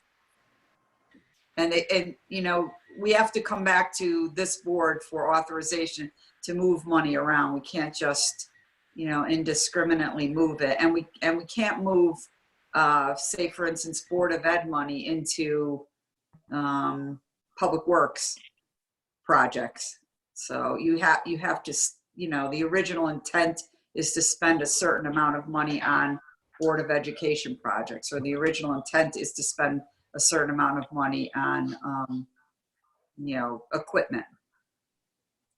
So you have to stay within that department. And of course, all this borrowing was done very carefully, a lot of careful consideration, whether or not it was the right time to do it. Barry, could you talk a little more about the, just want to bring up the city's bond rating? Yes. One thing we didn't get the to city, really touch on before, the significance of the city's current bond rating and what the benchmarks are to maintain that bond rating and what it means for our ability to borrow right now. Absolutely, John. The city has a strong bond rating of what's called a AA-. And just like each of us have our own credit score when we borrow for a mortgage or a car loan, I mean, our municipalities' borrowing cost is primarily determined by the city's bond rating. So that bond rating is very, very important. I'm not sure if you have this chart in the presentation, John, but last year the city of Ansonia issued $5 million of bonds back in August of 19 at a rate of 2.11%, which was one of the lowest borrowing rates in the state of Connecticut last year. So that bond rating helps a lot.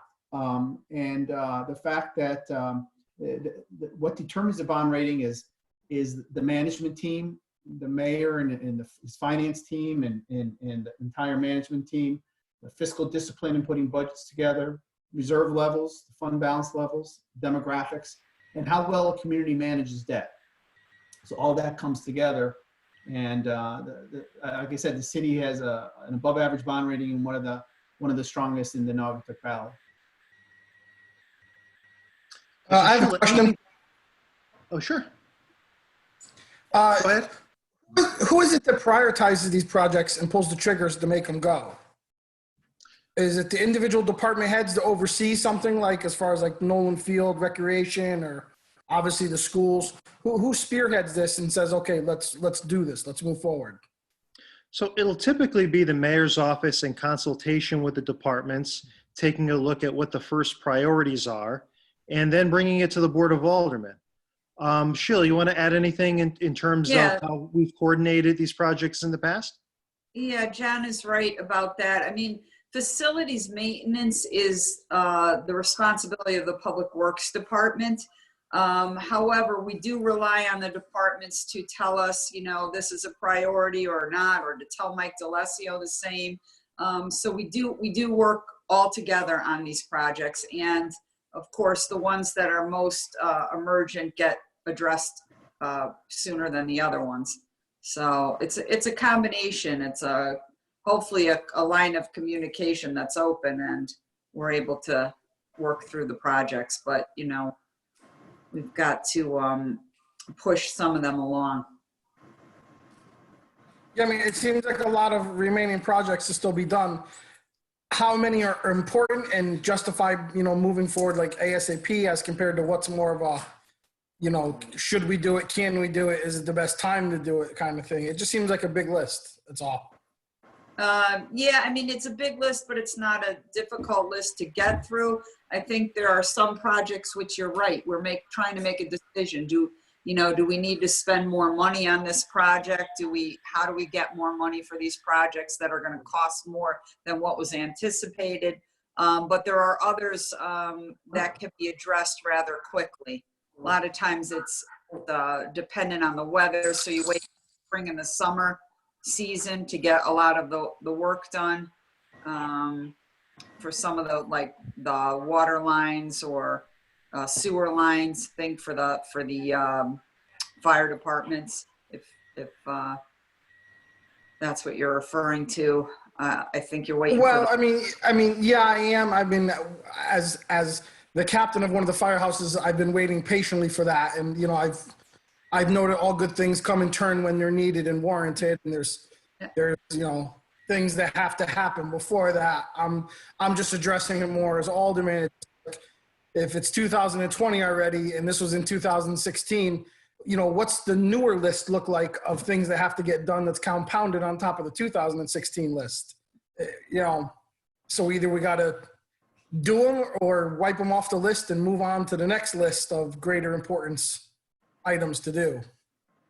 Right. Well, I think obviously they're all important because the voters voted on them and you guys approved them. So I wouldn't say any of them are unimportant. It's just that you do try to prioritize when there's like 100 projects. So Definitely, yeah, understandable. I agree. We got to wrap them up. We got to get out, get some quotes and some bids and wrap them up. Agreed. Okay. Thank you. That's all I have. So that's the condition of the current bonding projects, right? And moving on to what we're looking to move forward with. Clearly, the biggest item is the 65 Main Street project. And for the discussion, I'm going to keep Sheila unmuted, but I'm also going to bring in Chief Coda, Paul Heon, and also the project architect, Brian Humes. So just bear with me while I make sure that all our participants are in the conversation.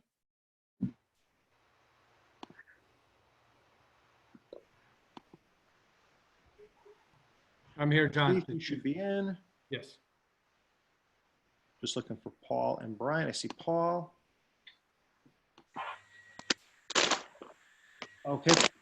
Paul, you're in. And Brian Humes, do we know what number he's at? Let me send that to you. Because I have several phone numbers. He's likely one of those. If I could have his last four I digits. think it's a, yeah. Hang on. And of course, we know Chief Coda. Paul Heon is the chair of the Police Building Committee. And Brian Humes from Jakunski Humes is the project architect. Sorry, guys, stand by. It is an 860 number, which is like, what, 100 people? Don't see Okay, last four digits. 9221. I'm actually hungry. No? Nope. Okay, hold on.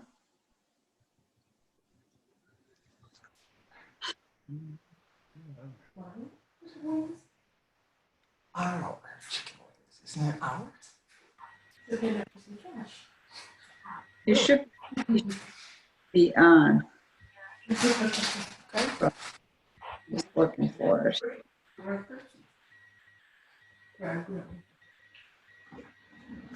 Growing.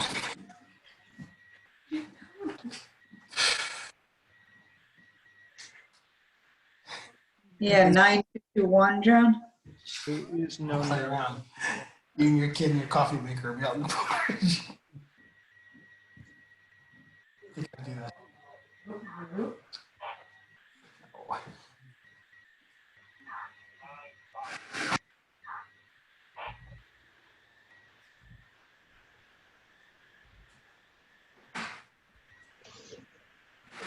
Is Paul on? Yep, Paul and the chief are on.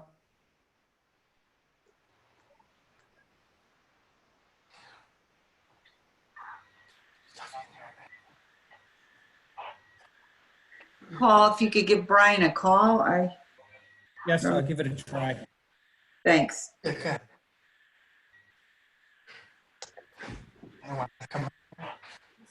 President Short, how do you want to handle questions for the presentation? Do we want to wait until presentation is concluded in its entirety, or do we want to pause partway to ask questions? I think we're going to go all the way through, and then you guys can ask whatever you want on any items.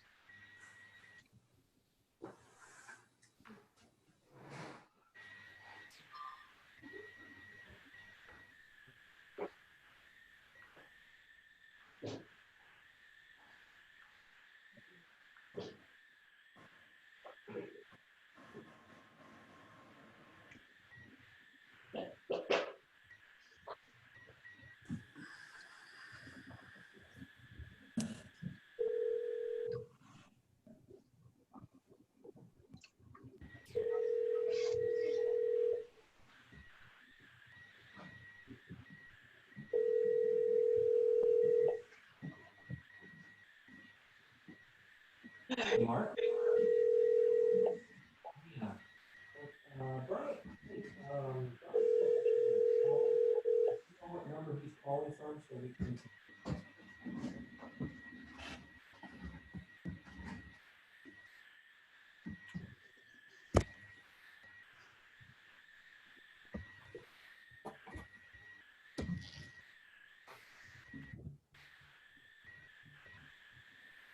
Yes. You should have called in. We're trying to locate his number. There's a lot of numbers.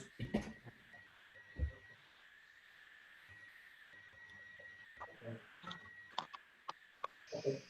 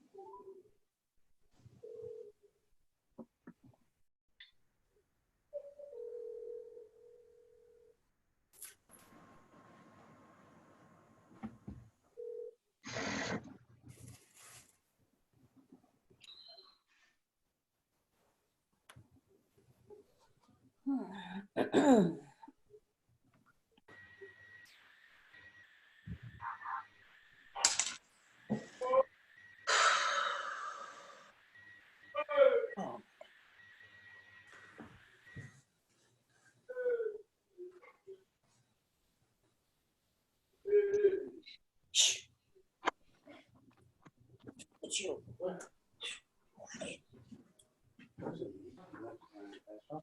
You looking?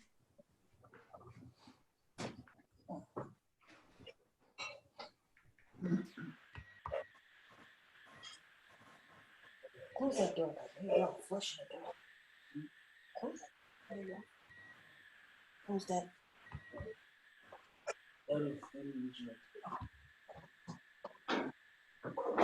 Okay. Close that door. Close that door. Where's the kitchen? Thank you. I need a bang in the pot.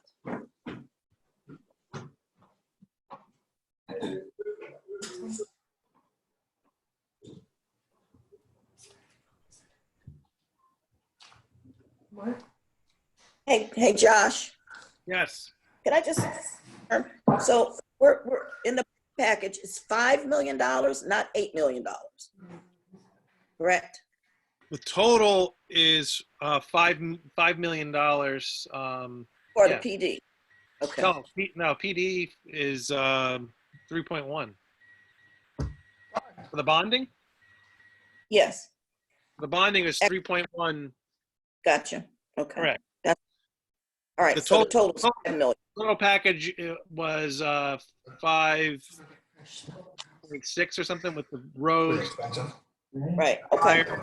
And the, yeah, 4 items. Just wanted to confirm. Thank you. Yeah, we're ready.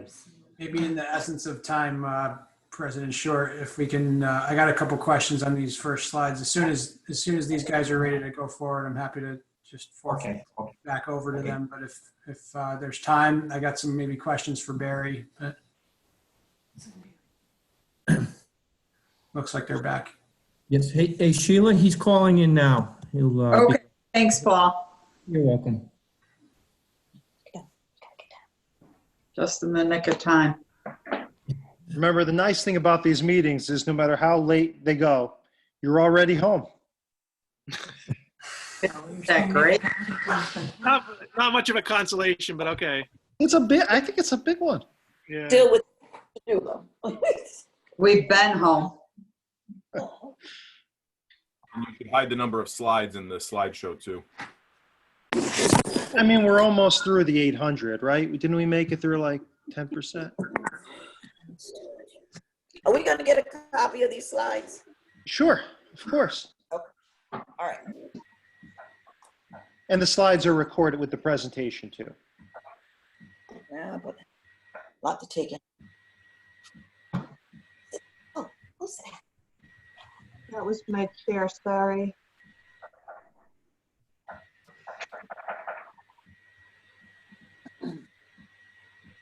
Okay, Paul, do we know what number he's calling in under? He said he had all the information and he's going to call right in. Hear from him, I will call him right back. The last four that I have is 5968.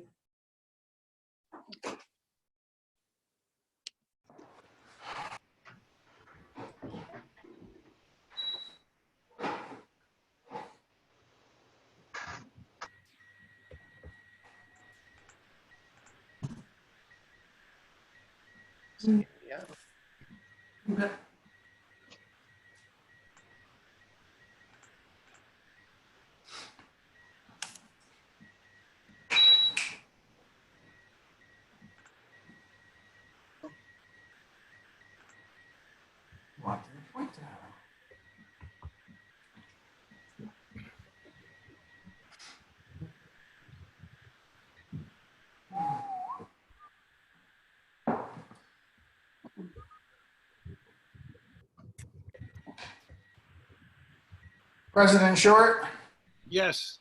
you could go on the record tonight for the longest meeting ever. Yeah, and my goal always has been that the shortest meeting ever in the history of Ansonia, but this is not yet. You appear to be running the longest one ever. This would not come anywhere near as close to being the longest. They've gone far longer. Challenge accepted. Got a few more hours to go. I'm gonna go take a nap. Let me know when he's on the line, and I'll come back. You want to move to different slides, or how would you? Can we move forward and cover some normal business and jump back to this? I think we only have executive session left. Yeah, can we cover the other projects and come back to them when they're all on the line, or? This is by far the larger component. Okay.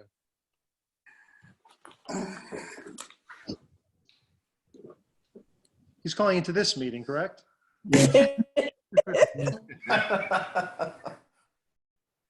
What was the last number? 68. I'm not seeing a 6-8.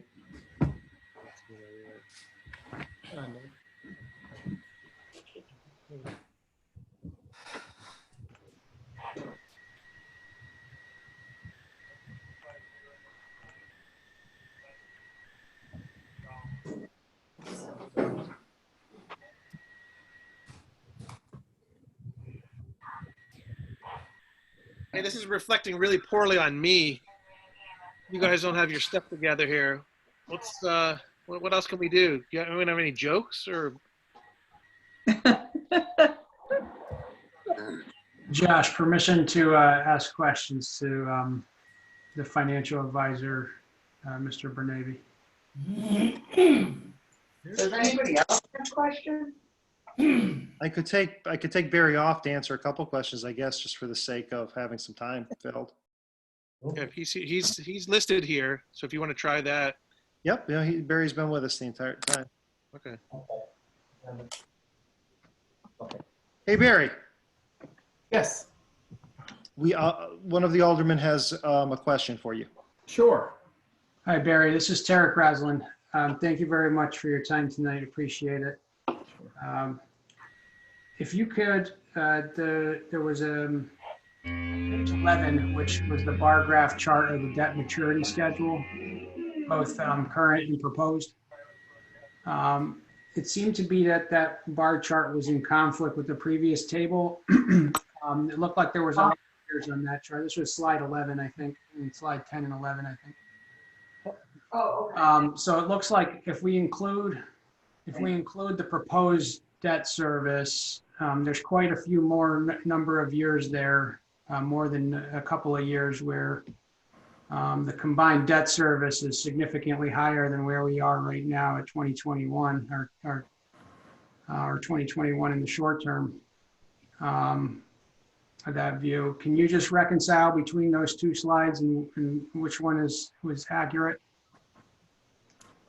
Well, if you go, John, if you could go to the spreadsheet, back one maybe.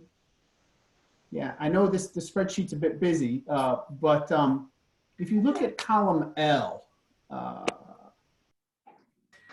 so if you look at the early years, which is a little harder, it's about $1.7 million, $1.8 million is the city's existing debt service. So if this were to happen in fiscal 2023, the city would have to increase its debt service budget by about $372,000. So say you do that, then the debt service there goes up to $2,167,000 in fiscal 23. So once debt service is up higher, that level's up higher, then the following year it would have to go up another $244,000. So it would peak in fiscal 24, and then it would drop down each year. So does that make sense there? There'll be 2 years where it would increase. So it's a year-to-year change, not a change versus the base year. Right, it's a change compared to the previous year. So I understand. So we were saying essentially we peak out, but I think it's important to recognize for people that are looking at the overall maturity schedule. So it sounds like the two are, probably the bar chart was pulled off of this spreadsheet. Is that right? Yes. All right. So if we go to the next page 11, I think it's important for people to note that this is not, the way it was presented to me before was that there was a relative to the base year of this year that we would be seeing declining debt service in 2 years or 3 years time. But that's different than the way I'm realizing it here today is that actually if we're looking at this and compared to the base year one, we have many years of increased debt service over what we're experiencing now. So yes, we start to decline, we peak out in 2024, but we have many years there, over a decade of increased debt service. So it's not that the sort of existing debt is dropping off in proportion. It's into the base year. I see what you're saying. If I may interject, can you go back to slide 10 a second? Column E, if you look at it, you could see the progressive roll off of the debt, the change in debt service year over year, that it's declining.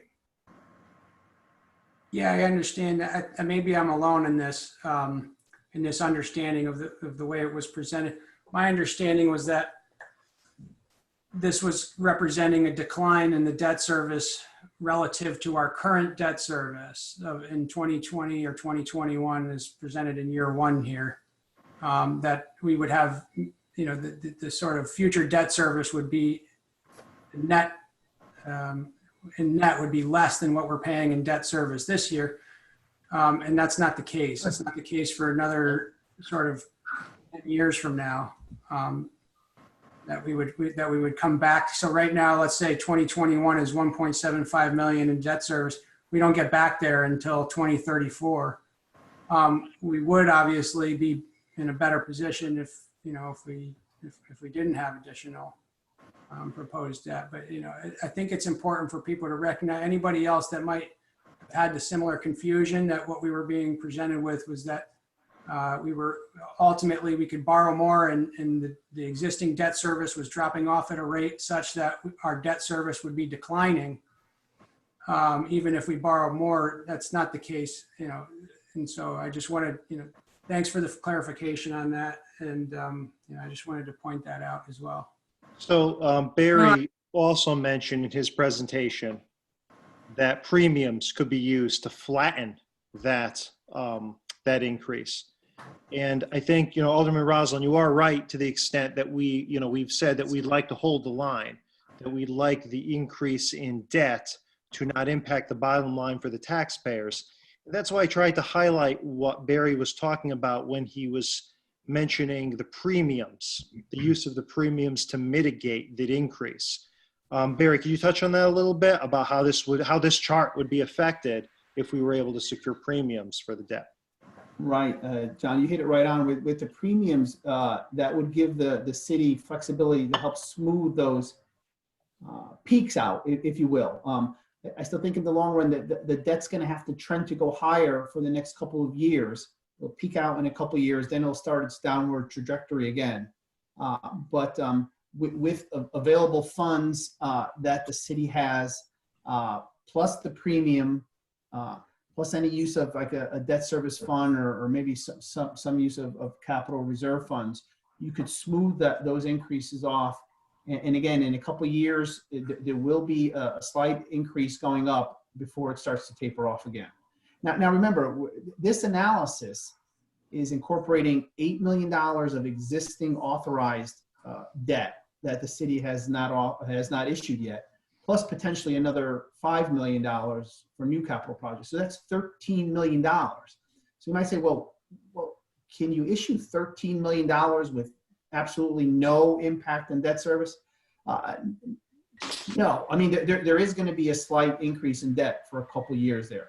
But with the use of premium and other reserve funds, we can mitigate that, smooth it out is really the term to use. Now, in a perfect world, it happens once in a blue moon that you hit a community that says, hey, listen, next year we've got $1 million drop off in debt service because our middle school is paid off. And if that were the case, you could slot in, millions more of new debt with actually no impact at all in the baseline. But with this potentially $13 million of debt, there will be a slight increase in debt service for a few years. But again, I think the city has a number of different possibilities to smooth that impact. Great, If I could follow up, but cut me off anytime we're ready to proceed on with this. We have Brian Humes ready. Do we want to, we can deviate back to the financials, or we can move to the police station part. It's up to your pleasure. I'd say let's continue through the presentation, and then we'll come back and we'll have any questions that we have. Great. Okay, so for now, I'm going to unmute. And Barry, thank you very much. Please stay with us. I'm going to unmute Brian Humes. Mr. Humes, can you hear me? I can, John. I'm here. Thank you very much. Okay, so can you see the shared screen? Yes, I can. Okay, so Chief, you're still with us? I am.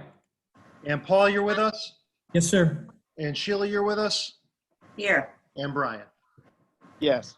So obviously, this is the biggest piece of the proposed borrowing, $3.1 million for the police station and municipal building. So a lot of questions centered around this particular project, a lot of it centering around how we got to this point, and we're going to address things starting with a timeline. And for the sake of expediency, your basic highlights on the timeline are the initial project being proposed for Olson Drive happening first. Then we moved forward after consulting and formulating a budget with Jakunski Humes on bonding being approved for $12 million. Subsequent to that, the project did change course when the city realized that it could get more value by going with an existing building downtown, the former Farrell office building, which it ended up purchasing for $1.8 million through eminent domain, giving us not only a building, but also a parking lot. And then the final piece of the puzzle was the actual contract for the work that was executed in the amount of $11.6 million. So a lot of the questions revolved around that timeline and how we proceeded to move through the contract to the present point today, where we're looking for additional funding. Now, the entire time the project has been overseen by the Police Building Commission, the police staff, and our Economic Development Director and Mayor's Office. The meetings of which are public and are online. You simply have to go through to the right area in the General Police Commission's page. So, and Brian, you can jump in here, but one of the main points to stress is the original project always projected $9 million in hard costs and $3 million in soft costs. And so that was the initial scope of our project. The new location brought some additional factors into the mix. The most significant was the previously uncontemplated purchase of a site for $1.8 million and additional costs for outfitting a larger building. The most prominent ones being the need for access to a whole nother floor. So those were cost drivers. Yet the city, clearly, to cut to the chase, still entered into an $11.6 million contract. And as I'll have Brian elaborate on, essentially the commission looked at this and for several reasons decided it was still prudent to proceed with the contract. Number one, there was an agreement by the building commission and the mayor's office that certain steps might be able to be taken to mitigate the costs, to be able to fit what clearly looked like a more expensive project into the contract price. And those included eliminating the tower, changing the entrance of the police station towards the East Main Street area, reusing existing equipment instead of buying new equipment, and possibly even phasing in the project. Also, we were taking a look at this, the contract at a time when the bids came back and we had 60 days. The city had 60 days to either accept the low bid price or risk losing that bid. And the highest bid in this scenario was $3 million. So there was a true risk that if the bids were let go, that the project would be increasing in the amount of $1 million. And finally, just to kind of wrap it up, there was a potential to reduce the purchase price or reassign the purchase cost at that point in time. If you remember, this was prior to resolving the eminent domain issue with Shaw. And it's worked out very positive in a larger development deal, but at this time, there was still a possibility that wasn't yet on the table. There was still a possibility that $1.8 million could be dealt with in a different way. But at the end of the day, the Police Building Commission recommended very strongly against any alterations to the project. They believed there was a serious danger to public safety that would result from changing factors like the tower and the entrance, and believed that any changes would really just increase the long-term costs. I want to bring in Brian to kind of give a little bit of a background. I kind of described everything in a nutshell. But Brian has been with us since the beginning of the project and could shed a lot of light on how the project scope the core project scope has basically stayed the same despite shifting locations. Brian? Thanks, John. That was a good presentation. It took a lot of the points that I was going to actually make. So I think the summary that you have in front of everybody is factual, it's accurate. And where we started from a hard cost projection of $9 million, that projection would have constructed a standalone 26,000 square foot police department for police only. So we are still contending and saying with the bids that we receive that $9 million is outfitting the upper floor of 24,000 square feet of existing space. We're doing all doing all new construction on that floor. So the $9 million is going toward outfitting a police facility for the city of Ansonia. Now, where is the deviation from 9 million to 11.6 are the other floors, is the tower, is site work. We're doing minimal site work. We're outfitting a new emergency generator, but it's not going to complete all of the other floors. We are bringing the building up to code compliance for occupancy. We are replacing all of the exterior windows. So we're not just taking the upper floor and replacing windows. We're replacing all of the windows on all of the floors. We are making the entire exterior envelope energy efficient. We replaced the entire roof, and we're bringing accessibility to all floors through the new tower. New public entrance is being oriented toward Main Street. We're utilizing the parking lot for downtown businesses. So there's a lot of other value that we feel the project is bringing to the city, in addition to just building only a police facility. The parking decks are allowing the police facility to occupy the site and not impact any downtown parking, any public parking on the parking site that's ground level. So we've looked at the challenges that the project brought with trying to stay within a $9 million hard costs. And when the bids came in at 11.6, We attempted to get that 11.6 back to a $9 million hard cost figure. Suggestions were put out. It's called value engineering.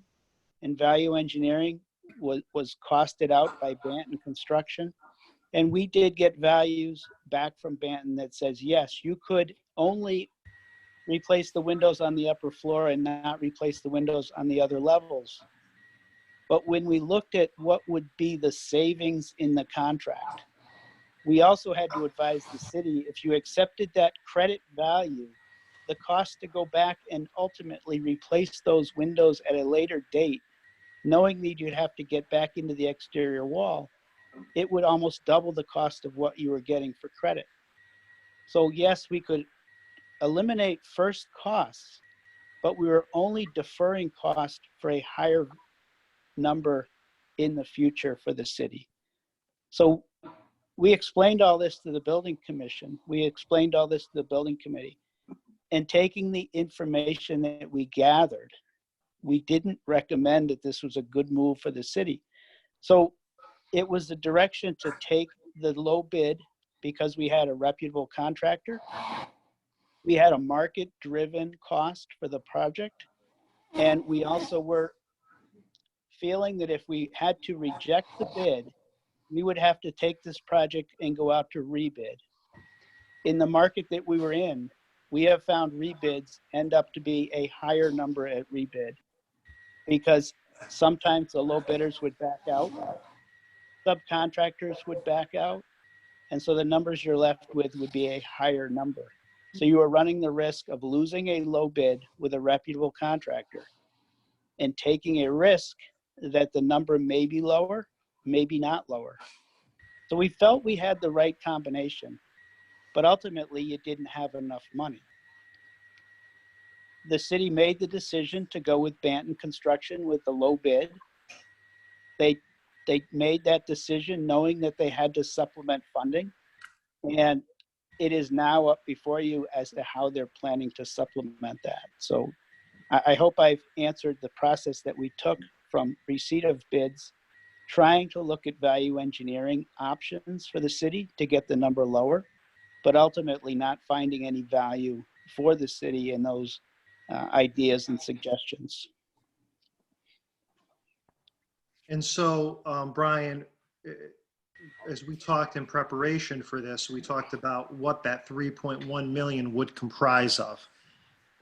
And I believe you conceptualized it as 2.6 towards hard costs and 500 towards contingent costs? That is correct. The 3.1, you go from 9 to 11.6 is 2.6, but we still need a contingency. The contingencies for unknown and unrelated construction that maybe is found out during construction. And with the contingency, it's there as a safety net. If we don't use it, it's not money that we turn back. You just don't borrow to that level. It's something that was there for unforeseens. We are 26% of the way through the contract. We are doing very well with contingency, but we still have 3/4 of the project to complete. So we find it prudent to have a contingency in case there are unforeseens. And in an existing building, when you're renovating, there's ultimately will be some unforeseens. So that's the breakdown. And now in terms of, I think that takes us a lot through the history of what happened, the timeline, and exactly what the funds, why the funds are needed. What the funds will be put towards is essentially laid out by the contract. And that contract is the scope of the project and essentially lays out the expenses of the project. Is that correct? That is correct. And that contract has been made available, it is available to the public, has been made available to the aldermen, and certainly it's something that the group can review. And of course, as you've hit on, this is certainly a police station first and foremost, but there's a potential here for more. And some of the questions that have come up have been very directly at the hearing and even before this meeting. What will go in the lower floor, And I And at this point, that is to the discretion of the Board of Aldermen, of course. There was talk about the potential for a senior center there, and that remains the case. Although it's important to understand that the senior center, wherever they relocate to, that was a separate bonding project. So around a little under 500,000 remains for the relocation of the seniors, and whether or not it's going to be one of the components in 65 Main Street is yet to be seen. We've also talked about regionalization and regionalization efforts. That's been a question that's come up several times. And Chief, you could talk a little more to this, but the one component that's been in discussion has been a firing range, making a regional range part of this facility. But it's not part of the budget of the project. It's something I know that you and your predecessor, Chief Hale, have done work on, reaching out to other communities. You discuss a little bit with us of regionalization in general and the range specifically.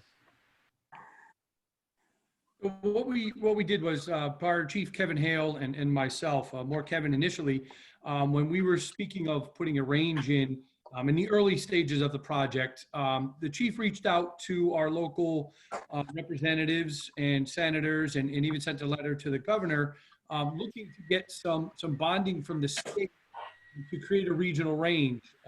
We signed on with Ansonia, Derby, Timor, Orange, and Woodbridge to hopefully share the services, or at least the upkeep costs and the maintenance costs, to a range if we were able to obtain funding from the state.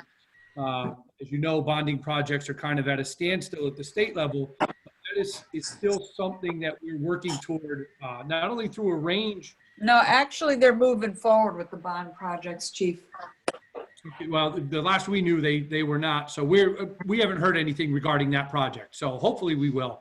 But those 5 towns are not only interested in a range, but also a regional training facility, and potentially a regional dispatch area that would do regional police, fire, EMS, and such.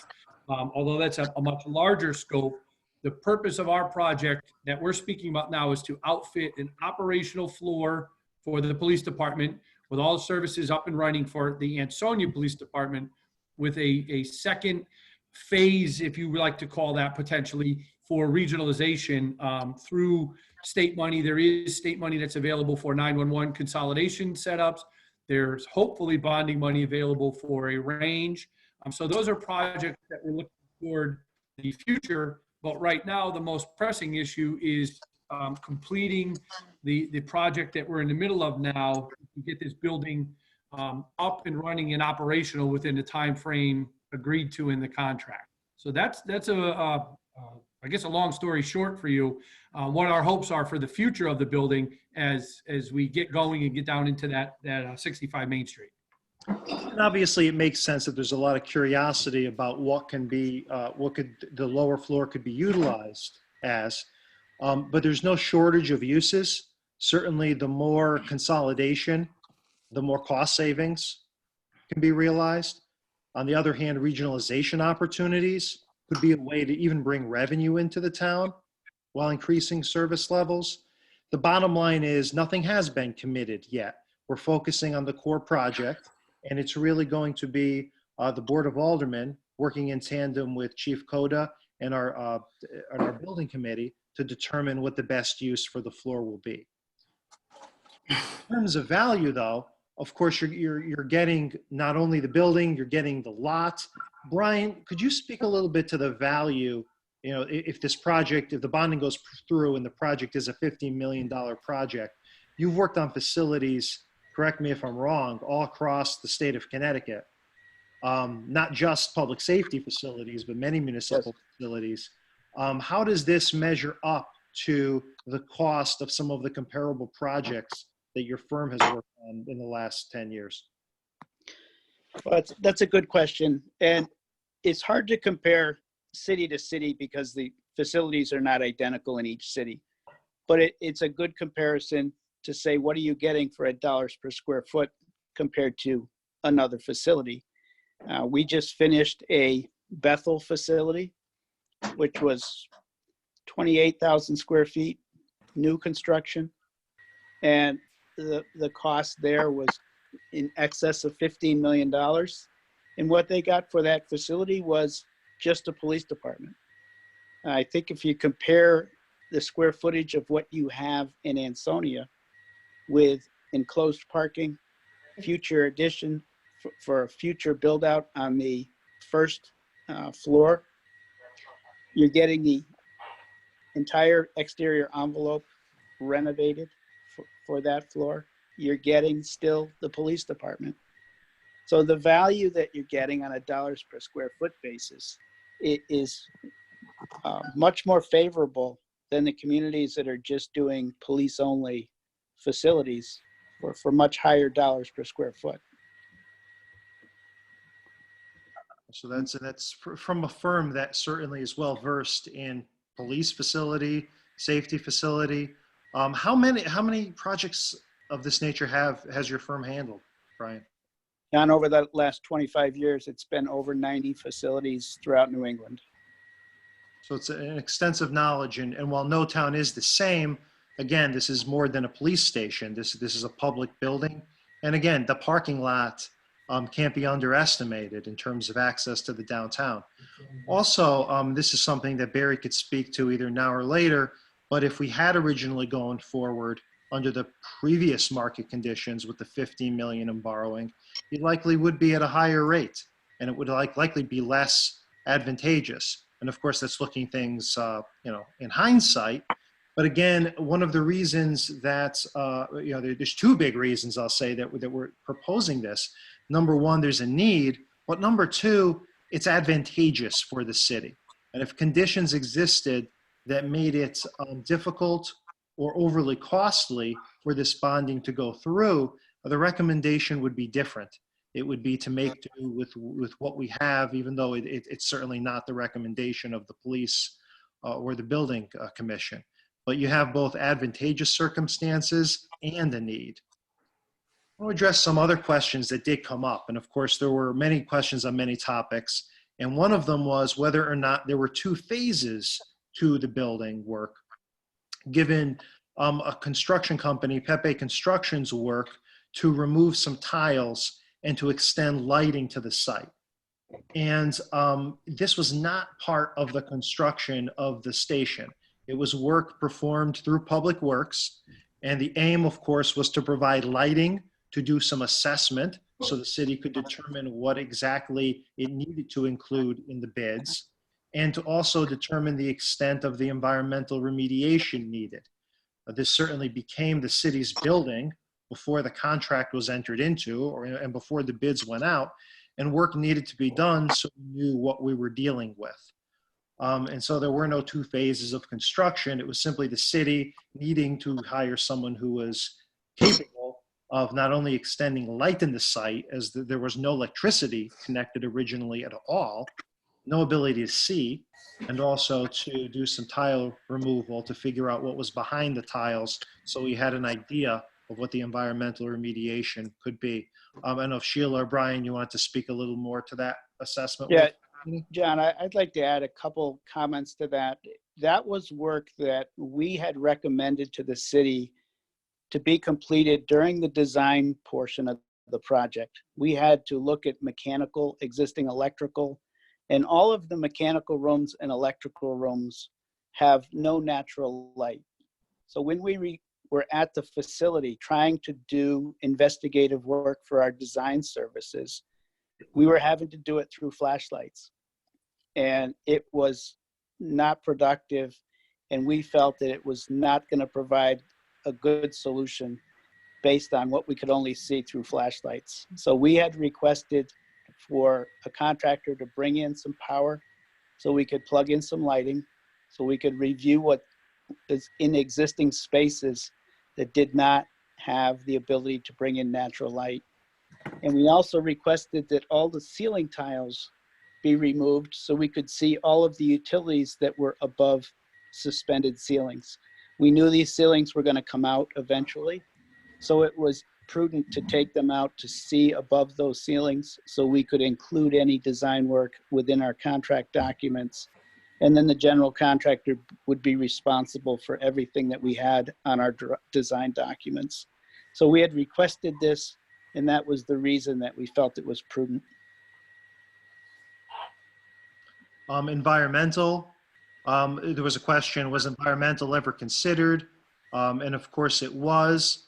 There was some additional environmental issues revealed in relation to the tower. And so, you know, I'll let Brian elaborate a little on that.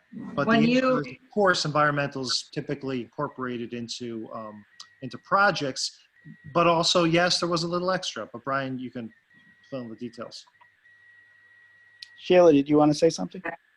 I mean, I just want to say, when you're dealing with these types of buildings, even when you do an environmental assessment and you have a removal plan in place and you have an LEP, a licensed environmental professional, you still uncover things that you anticipate. And Yeah, of course. getting a lot of feedback, a lot of okay. So one of those things was, well, for instance, the elevator. There were tiles in the elevator that we couldn't get to because the electricity, you know, we hadn't electrified the building. So some of those tiles had to be removed. That was asbestos laden.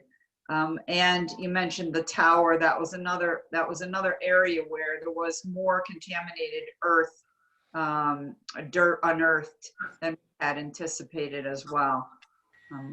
Brian, go ahead. All of the remediation of asbestos, and there was also asbestos in the roofing flashing. Yes. So we had existing roofing had to be done under asbestos remediation. All of that asbestos scope was included in the 11.6 contract with Banton. So 11.6 million includes all of the asbestos abatement that was being performed. The additional was for unsuitable soils that we've encountered during excavation for the tower footings. So within that scope of the footings, additional soils and unsuitable soils are being removed as remediation. This is that one. And that does directly address the two questions we had on environmentals. Regionalization, we already did touch on. Again, we're looking towards that actively, not only with the first full floor, but also with the potential range project that Chief Coda and Chief Hale commenced. I have a quick question. Sure. How much is the square footage on that available area? Which section, Tony? The area that's not going to be used for Ansonia PD. The second floor? Yeah. Brian, is that 22,000 or 20,000? 20,000 square feet. So I'm just curious, have any feelers been put out to other state or federal law enforcement agencies to see if they're interested in leasing those areas, being an authority or law enforcement building, ATF, state police, judicial services? I know the chief has reached out, Tony. I think that's a good question, right, Chief? I think you've done some outreach, trying to. Yeah, I mean, locally, for our regional areas, we've not reached out federally. Again, this is, for us, the main project is to get the police department operational. It was too big of a process to do both, because we didn't know where the funding would come from, if there was additional funding required out on the floor. So, yeah, we are looking at that. That would be our next phase. I don't have an answer for you. I can't tell you, yes, I will have this agency in this building at, X. Understandable. Right. But it's something that is definitely an option. We'd have to look into, when you're talking about leasing and making money on it, that's something we'd have to review. If you ever decided to go for accreditation, there are some strict rules that what you can and can't have within a facility. So those are questions we still have to answer. Okay. Down the road, but no, nothing is really off the table right now as far as regionalization. I think once we have a building that's operational, I think you may see interest will be drawn naturally to the new building, and we may be able to fill an empty void for another agency or agency. Yes. Hey, John, can I interject here? John? Sure. As a committee, one of the things that we've looked at is, we didn't call it regionalization. We thought maybe a shared resources. I know tonight one of the aldermen talked about an increase of crime in the city as far as car break-ins and whatnot. Our thought was even to incorporate some of the towns together and maybe come up with a task force who would work out of our building, and they may hit problem areas in different towns. Something as simple as that to put the building to good use. As a committee, our goal has always been that this has to be the safest and most secure building in the city. I think we have to be careful how that floor is utilized. A couple of things that we have recommended, like the chief has talked about, maybe a regional training or a shared resources training room that not only the police would use, but the fire department could use, that aren't, that it would be open to the professional people for that. Those are the things that we're hoping that down the road that those things can be incorporated into the building. And certainly we've thought about it, and I think we just have to be careful on how that floor is utilized, because certainly we don't want to compromise the security or safety of anyone in that building. So can I just interject? And this is Alderwoman Stroman. When this was first talked about, one of the things that they talked about would be a police department and also the possibility of the senior center. We seem to be getting away from the senior center, and we need to have more discussion on that, because that's what the original proposal was supposed to be about. Yes. So I'm asking, let's not forget about senior center. Thank you. As far as a committee, as we've welcomed we thought that to partner, the best partner with the police department would probably be our senior citizens. Certainly it would be, you know your clientele, you have certain hours, whatnot. And as a committee, we always thought that if there was another group coming in to the building, that certainly a partnership with the senior citizens could be worked out. As a committee, we've thought about that. So as I said in the beginning, that it's an open question, and it's a question for the Board of Aldermen ultimately to answer. And so senior center, certainly, it's on the table.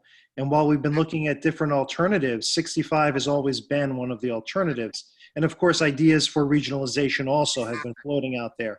So the bottom line answer to that question of, again, what's going to go in that floor is where the city is trying to work together to get the best possible tenants, if you will, on that floor. I think the priority is to get that floor finished, because you don't want the PD in there with nothing underneath them.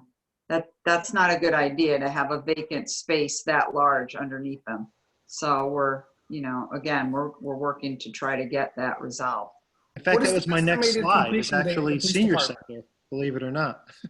So, exactly. So senior center is already bonded. They have relocation funds, and it is very much a possibility. But again, it's a question that the mayor's office can't ultimately answer. It's the Board of Aldermen that's going to have to determine that. And to Sheila's point, I share, the mayor's office priority here. We'd like to come to that decision sooner than later, because it would be a shame to not utilize this resource. Again, back to my point earlier, this is an investment in the downtown at a time where the city needs investments. And so the smarter the investment, stronger the investment, the more we're helping we could aid our downtown economy, our city economy, really our valley economy, by creating this resource, this facility. Question. Go ahead, Tony. No, did I stop someone? Oh, I thought you asked a question. Yeah, I was gonna. When is the estimated completion date of the police department? I think Brian and Sheila are best suited to answer that. Yeah, go ahead, Brian. But I know when the contract ends. I can tell you Well, that.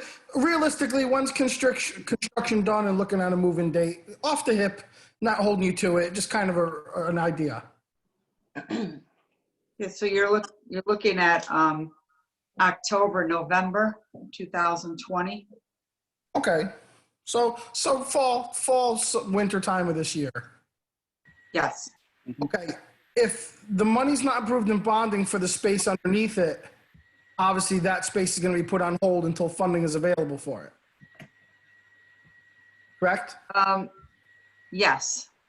Okay, what was that move-out date that the senior center had to be out of their facility? Right. So There is likely, and again, this is a conversation that it's a tangential matter with the senior center that can't be avoided. It's unlikely that the seniors would be returning to their space. We're very, very close on a closing date.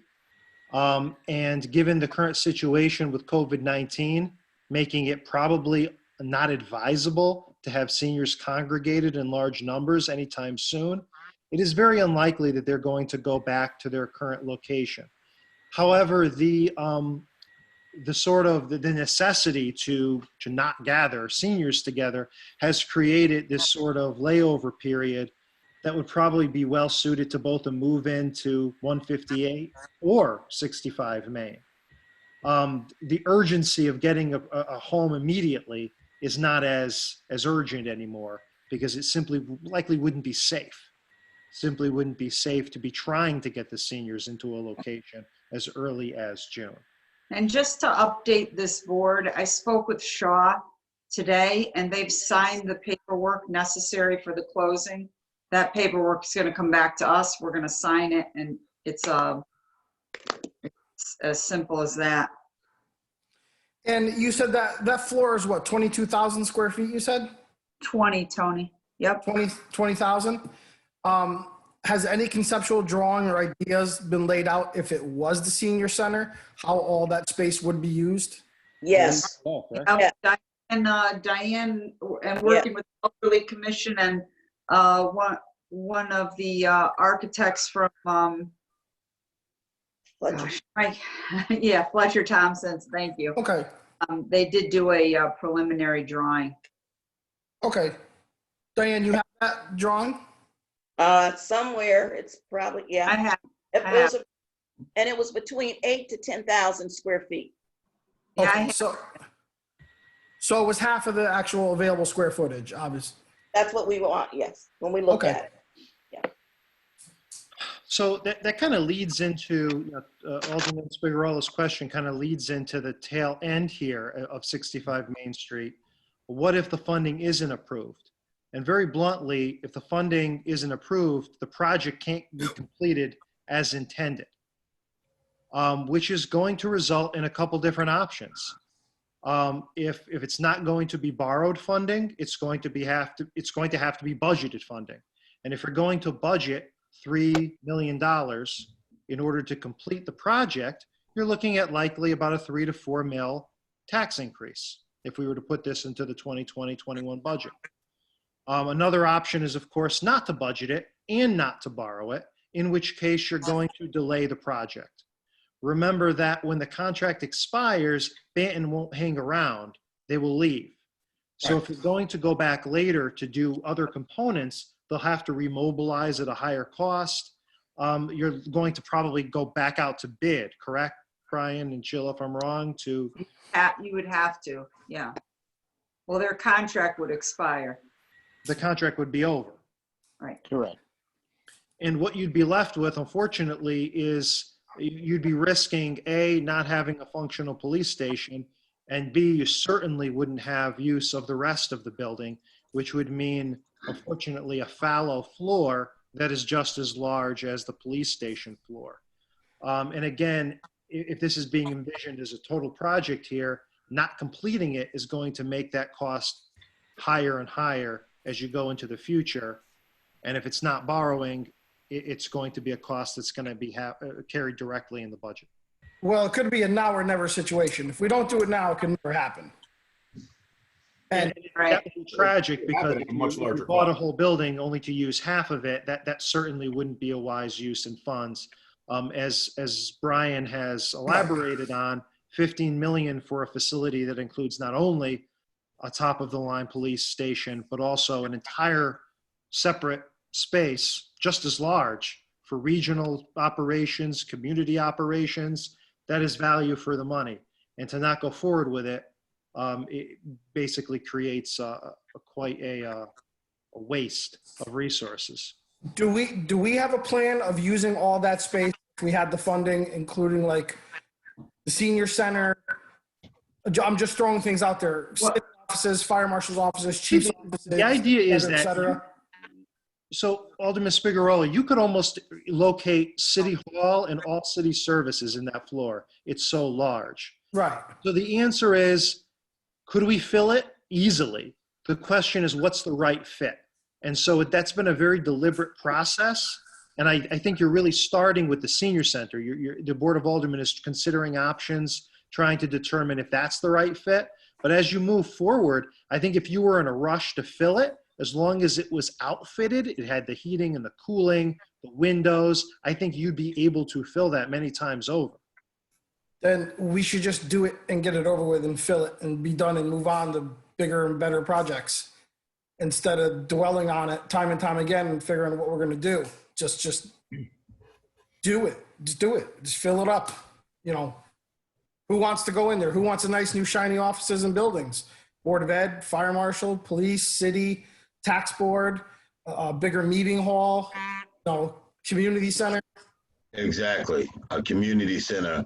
They did talk about having that because a lot of times the youth have to pay to have a meeting in the Boys and Girls Club or right. have a meeting at all. I mean, you got Boy Scouts, Girl Scouts, there's organizations that could use a place to call a home. They talked about having a community room, not a center, but they did talk about having a community room, right, Paul? Yes, that's correct. Yeah. That they talked about having a community room. That's right. So I think there's a lot of possibilities. I think to speak to the questions that we were asked, the answer is there's a lot of possibilities, but nothing decided yet. But it's all a moot point if the funding doesn't get approved, either through borrowing or through budgeting. The additional funding is needed to get there. So if that answers the questions there, I'm going to move. Of course, Alderman, feel free when the presentation's done at this meeting and of course in the future to continue to follow up. But for the sake of wrapping up our conversation tonight, I'm going to move into the road projects. And the answer is actually pretty straightforward to these questions. A lot of questions were asked about how the road projects are determined. Is there a study? Are the streets selected ahead of time? How do the decisions get made? And really in the past, at least for the past 8 years, we have not had a locked in stone schedule of streets and infrastructure repairs to be made before the borrowing. And the reason is to stay flexible because of changing needs and changing conditions. Essentially, the city picks the figure based on what it could afford. There's no doubt that there's need out there with our infrastructure and our roads. Ansonia is an older city, and honestly, 8 years ago, we truly ramped up our investment into the streets and the roads, and you're going to find that you're never truly able to meet that demand with what we could afford. So it's about selecting, or at least the way we've handled it in the past up till today, is that we select the amount that we could afford and go from there in consultation with our Public Works Department, who are the eyes on the ground, and ultimate approval through the Board of Aldermen. We decide what roads will be paved and what projects will be accomplished. If you were just to try to meet all of the demand all at once, you would never be able to borrow enough. The demand is that large. If the aldermen want to do that differently, to try to button down exactly what streets are going to be done and exactly what projects are going to be done, certainly that's a possibility, but it has not been the way that we've done it in the past. So why is there a $1.5 million figure for roads? because roads and infrastructure are an important project, and we believe this is what we could afford to borrow at this given time. And how do they get determined? They get determined with consultation between the mayor's office, the Board of Public Works, our Public Works Superintendent, and our aldermen. Sheila, you could elaborate a little more on that, as you know, for the last 8 years, we've operated in that manner. Sheila, are you muted? Oh, I'm right here. Sorry. You want me to elaborate on the process, John? So if you have anything to add with that, you know, in terms of, you know, the way we've in the past approached bonding for infrastructure and road. Yeah, I mean, I would just say that, you know, we want to be very careful about our estimates. We want to make sure we're consulting with engineers and professionals to get that number to where it's a more refined number. And I guess I would say we're getting better as we go along, because you know, you want to make sure you've got the right amount of funds for each project. You don't want the projects hanging out there because they can't get funded. So, and so Sheila, the questions from the residents on this particular item are, well, what projects are included? And, you know, I was sort of laying out there that typically we don't have set projects. We know that there's a big demand and we move forward with what we could afford. But can you add a little more detail in terms of what projects would be tackled with this money if it does go ahead and is borrowed? With the total amount, John? With the road, with what's under road projects with 1.5 million. Yeah, I mean, I think, you know, I wanted to say road and infrastructure projects because there's a lot of stuff that goes along with just paving roads.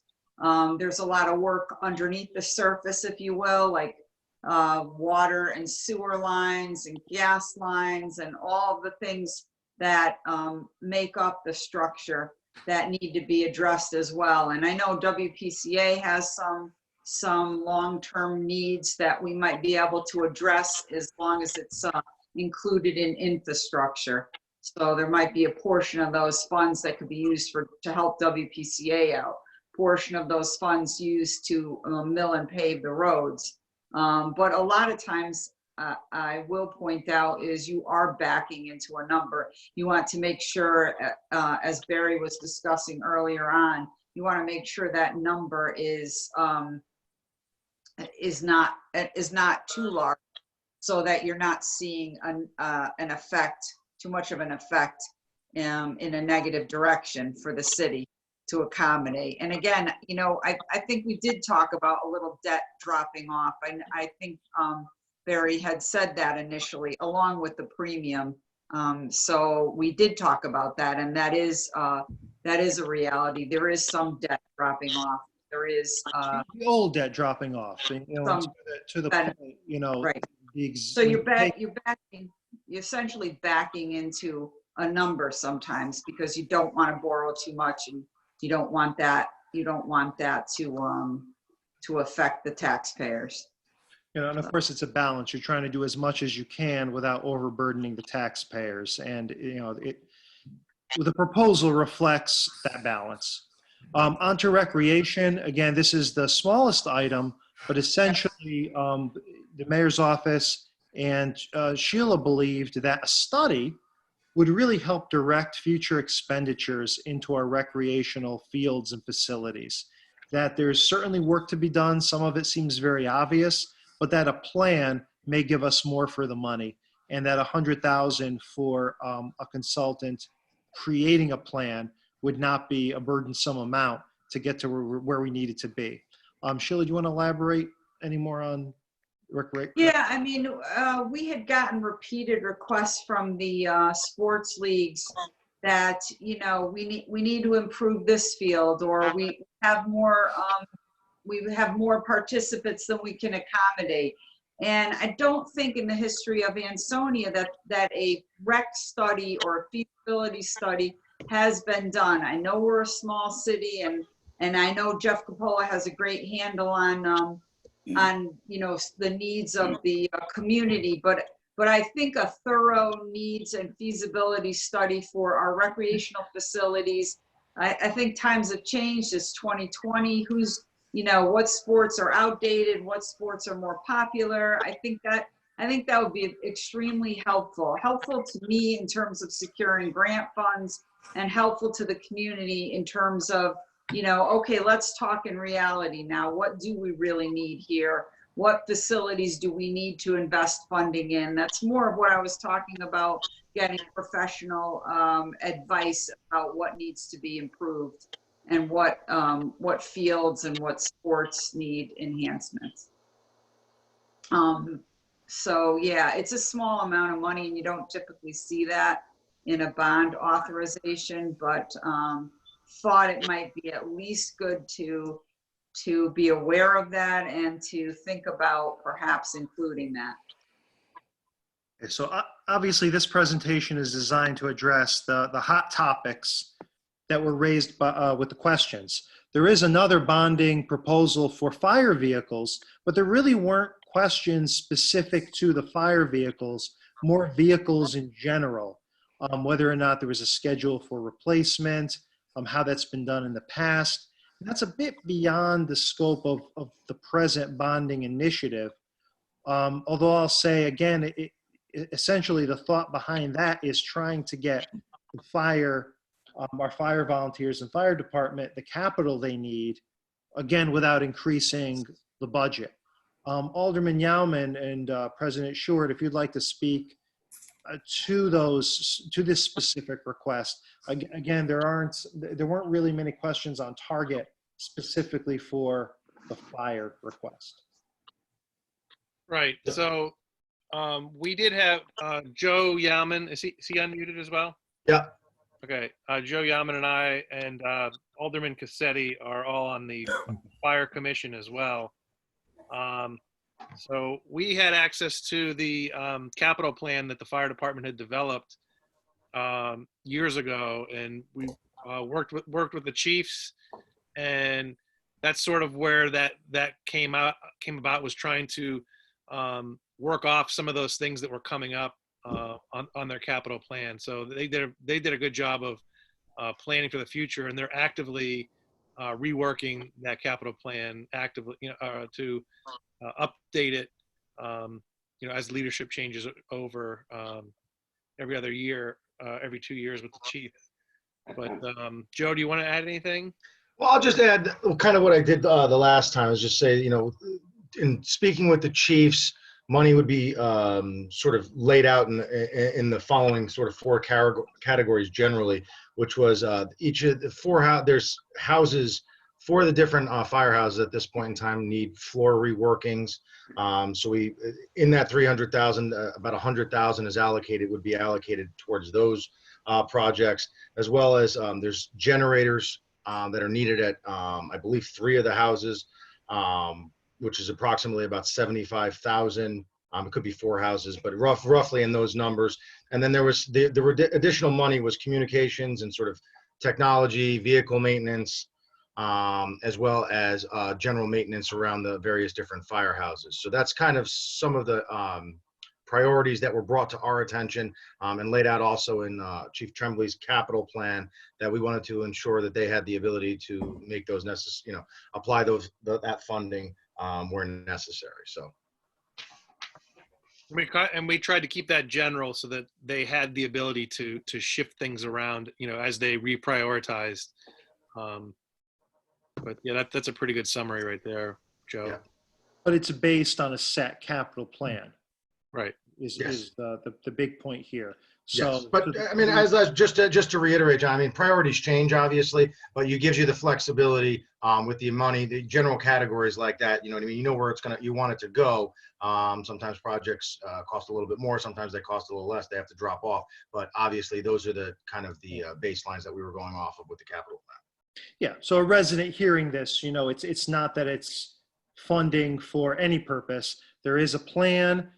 The priorities, of course, are determined as we go along, but there is a plan. There are needs that will be, that are down in writing that will be met with the funds. Can I add one more thing? I think there was one question that was asked And it was, why not just put this into the budget, the 300,000 for the fire?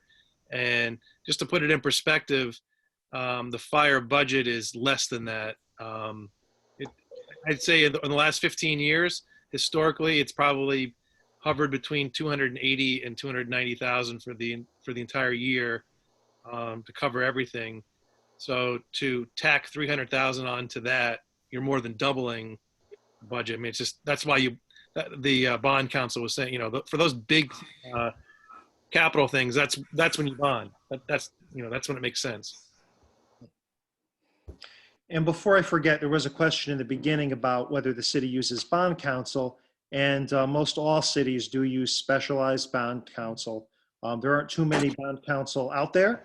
We use Joseph Fazzi, we have for the last 8 years, and that is, of course, very standard to defer to a bond specialist to make sure we're not only in compliance, but also doing things the right way and the smart way. So if we move on to options. So the questions were, well, what are our options here? At the end of the day, this is the proposal. What are the ways that the Board of Aldermen can go here? The first option would be, if the aldermen are so inclined, to go with these items, or with these items as revised, to the ballot in November. So there's a general election, as we know, presidential election in November. That's likely the next best opportunity to get these projects on a ballot where residents can vote on them. We have talked in the past about the possibility of pairing this up with a primary. However, that's problematic for several reasons. One of them being that a primary is generally going to attract voters from one party or the other, not voters who are without a party. And as our registrar of voters and town clerk have pointed out, doing that would necessitate likely 3 different ballots, one for the Democratic primary, one for the Republican primary, and a 3rd ballot entirely for the referendum. So it's likely to be a costly and a complicated affair too. So the next best opportunity to get this on a ballot would be the November general election.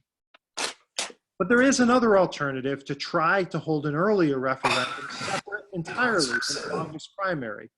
But this is, of course, going to raise public safety issues, as when would be too soon to try this, and cost issues. If you're holding a referendum separate from any general election, you're going to have to shoulder that cost 100%.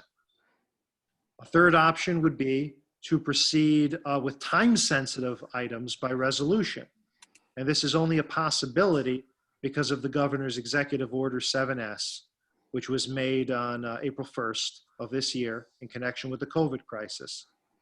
And essentially, the executive order does away with in-person voting requirements for bonding, but it does require a resolution by the legislative body, in this case, the Board of Aldermen.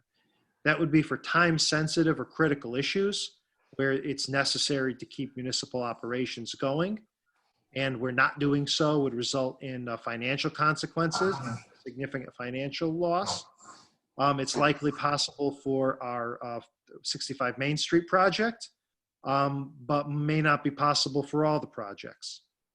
So if this route were pursued, you'd likely have to take a look at using the remaining, going forward with the remaining items on the November ballot. And of course, finally, you can reject all or some of the bonding initiatives. And so that's the lay of the land. We talked about need, we've talked about opportunity and what position the city is in to borrow. We've tried to answer as many of the questions that the public and the aldermen put out there, and also provide some alternatives and options as to where to go from this point. So that concludes our presentation, but of course, staff will always be on hand during this process to answer questions and to provide additional research.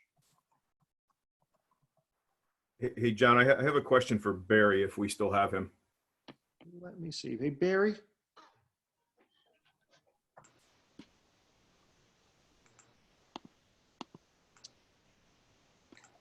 Unmuting him now. He is with us. Hey, Barry. Hey, hi. Barry, it's Tony Mamone. I got a question for you. Hi. So we talked about, some of the rate environments around, low rates right now that we're able to borrow. We keep saying record lows and things like that, but as things, start to return back to some sense of normalcy and, borrowing may potentially increase, would you feel as though it's an accurate statement that rates are going to continue to climb as we move further away from this COVID crisis? That is a good question. I gotta be honest with you. The short answer is no one knows. But a lot of what I've been reading has been saying that with all this borrowing the government is doing, that we could see interest rates rise over the next 6 months or so. However, on the flip side, the government's been running deficits for a long time. I mean, when I went to grad school, everyone said when the government has large deficits, interest rates go up higher. All we've been seeing is rates going lower. So I mean, I can't, nobody really knows where rates are going to go, but that's clearly a possibility that rates could go higher. I could tell you in the analysis I put together, I assumed rates of 3% and 3.15% for the city's bond issues. Yep. The current borrowing rate now is about just a little over 2%. So we did build in about over 100 basis points of capacity for rates to increase. So Barry, what's that? So if we were to lock in at a just above 2% type of rate, what does that do to the overall, either the face value of the bond or the interest paid over the life of the bond? I kind of put some numbers together and I kind of want to see. I'm looking at about a $600,000 variance between that 100 basis points you're talking about. Yeah, I can't do it in my head. I give you credit if you can. It definitely would push those interest rates down in the analysis. I mean, I didn't want to make the analysis look too good or too bad. I just try to be conservative as possible.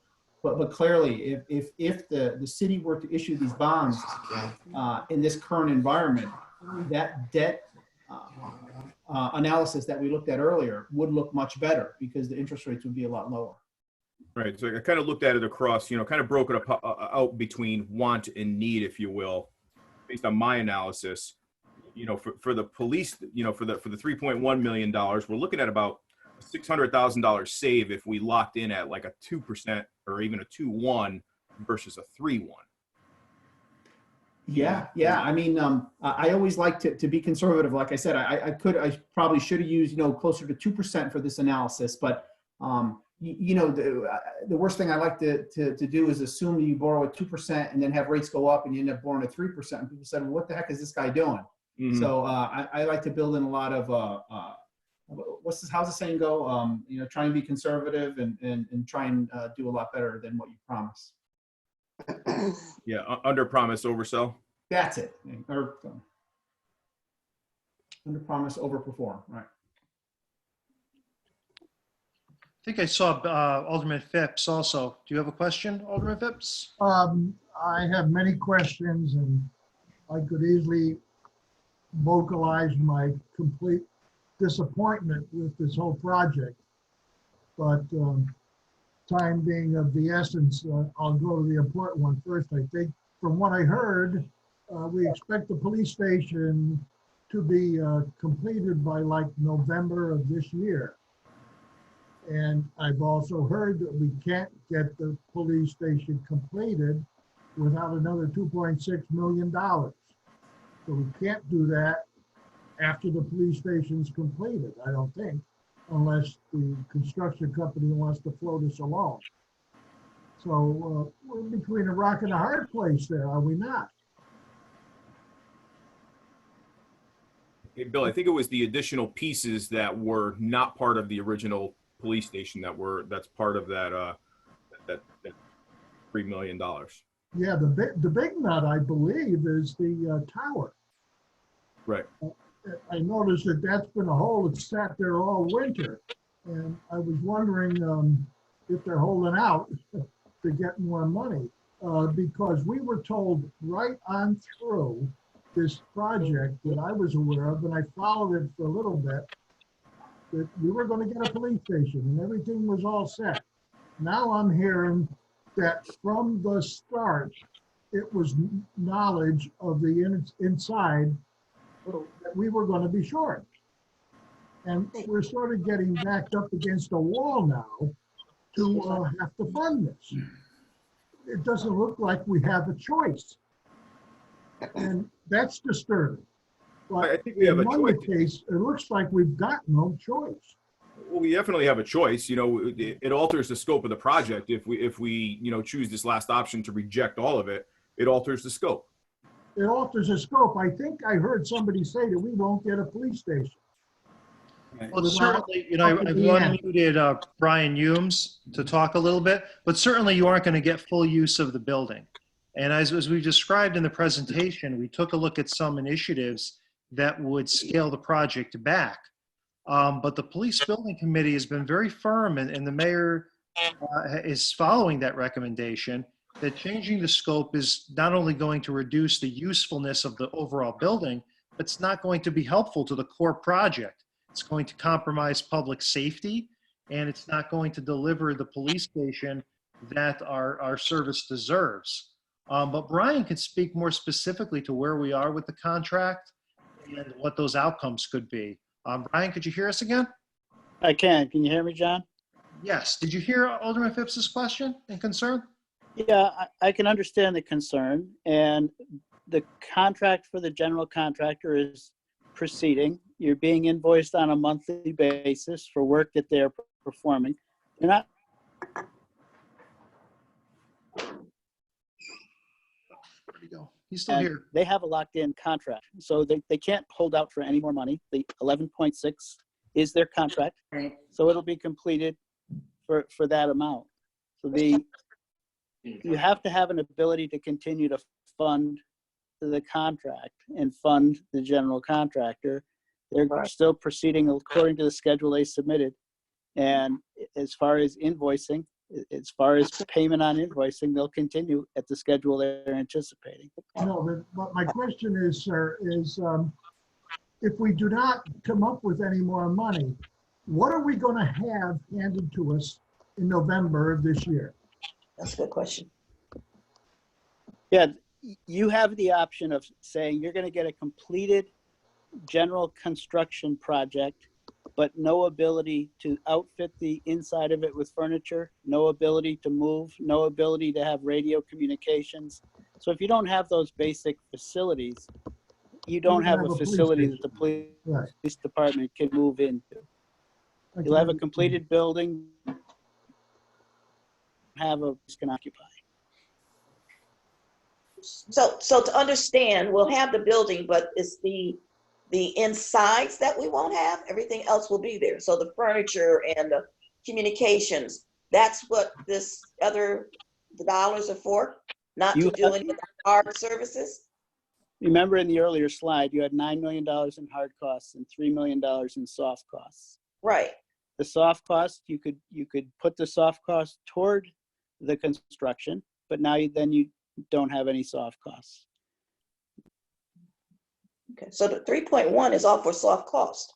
No, 2.6 was for soft costs and 500,000 was for a contingency. Oh, okay.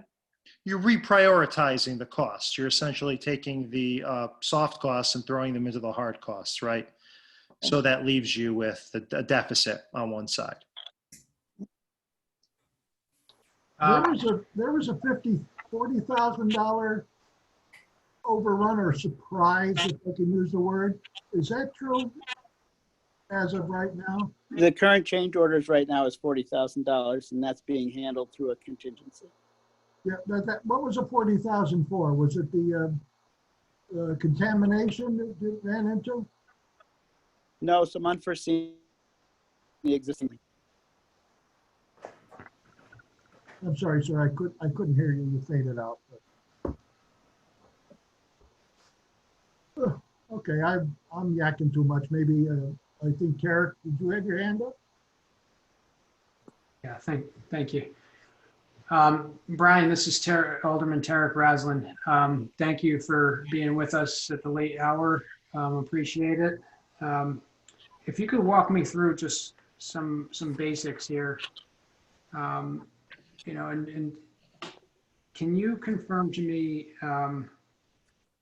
at what was, because we had asked for some some construction documents so that we could kind of verify with what's within the documents that were submitted to Banton in terms of what they were quoting and what we were, to Bill's question, what we were actually being delivered. And so my question, and I still don't think I have a clear understanding on this, is, there's the second floor and then there's the rest of the building.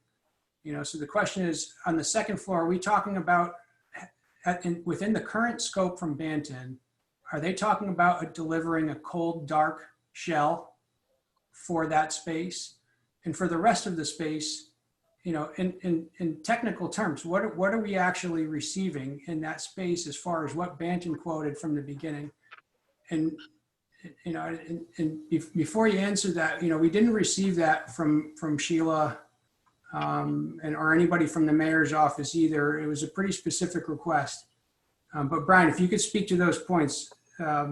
Before you do that, though, you asked for the contract and we sent that to you. So you have the full and complete contract. So you know what they contracted for and what the scope of their service is. So not sure what you're saying. Yeah, thanks, Sheila. We asked for the construction documents, which includes the floor plans. The floor well, more detailed than can be included. If you know anything about police stations, you can't give out the floor plans for a police station. That would be violating and a breach. So, that would have been a sufficient response. But yeah, Brian, if you could speak to that, I appreciate it. You didn't ask for floor plans. You asked for a contract, and we gave you the contract.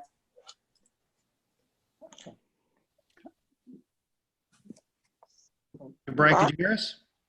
Yeah, his audio was going in and out, so I'm going to do the best I can with the question that I was able to achieve. The uppermost floor is going to be completely built out for the police department, so that'll be occupied by the police department, fully occupied.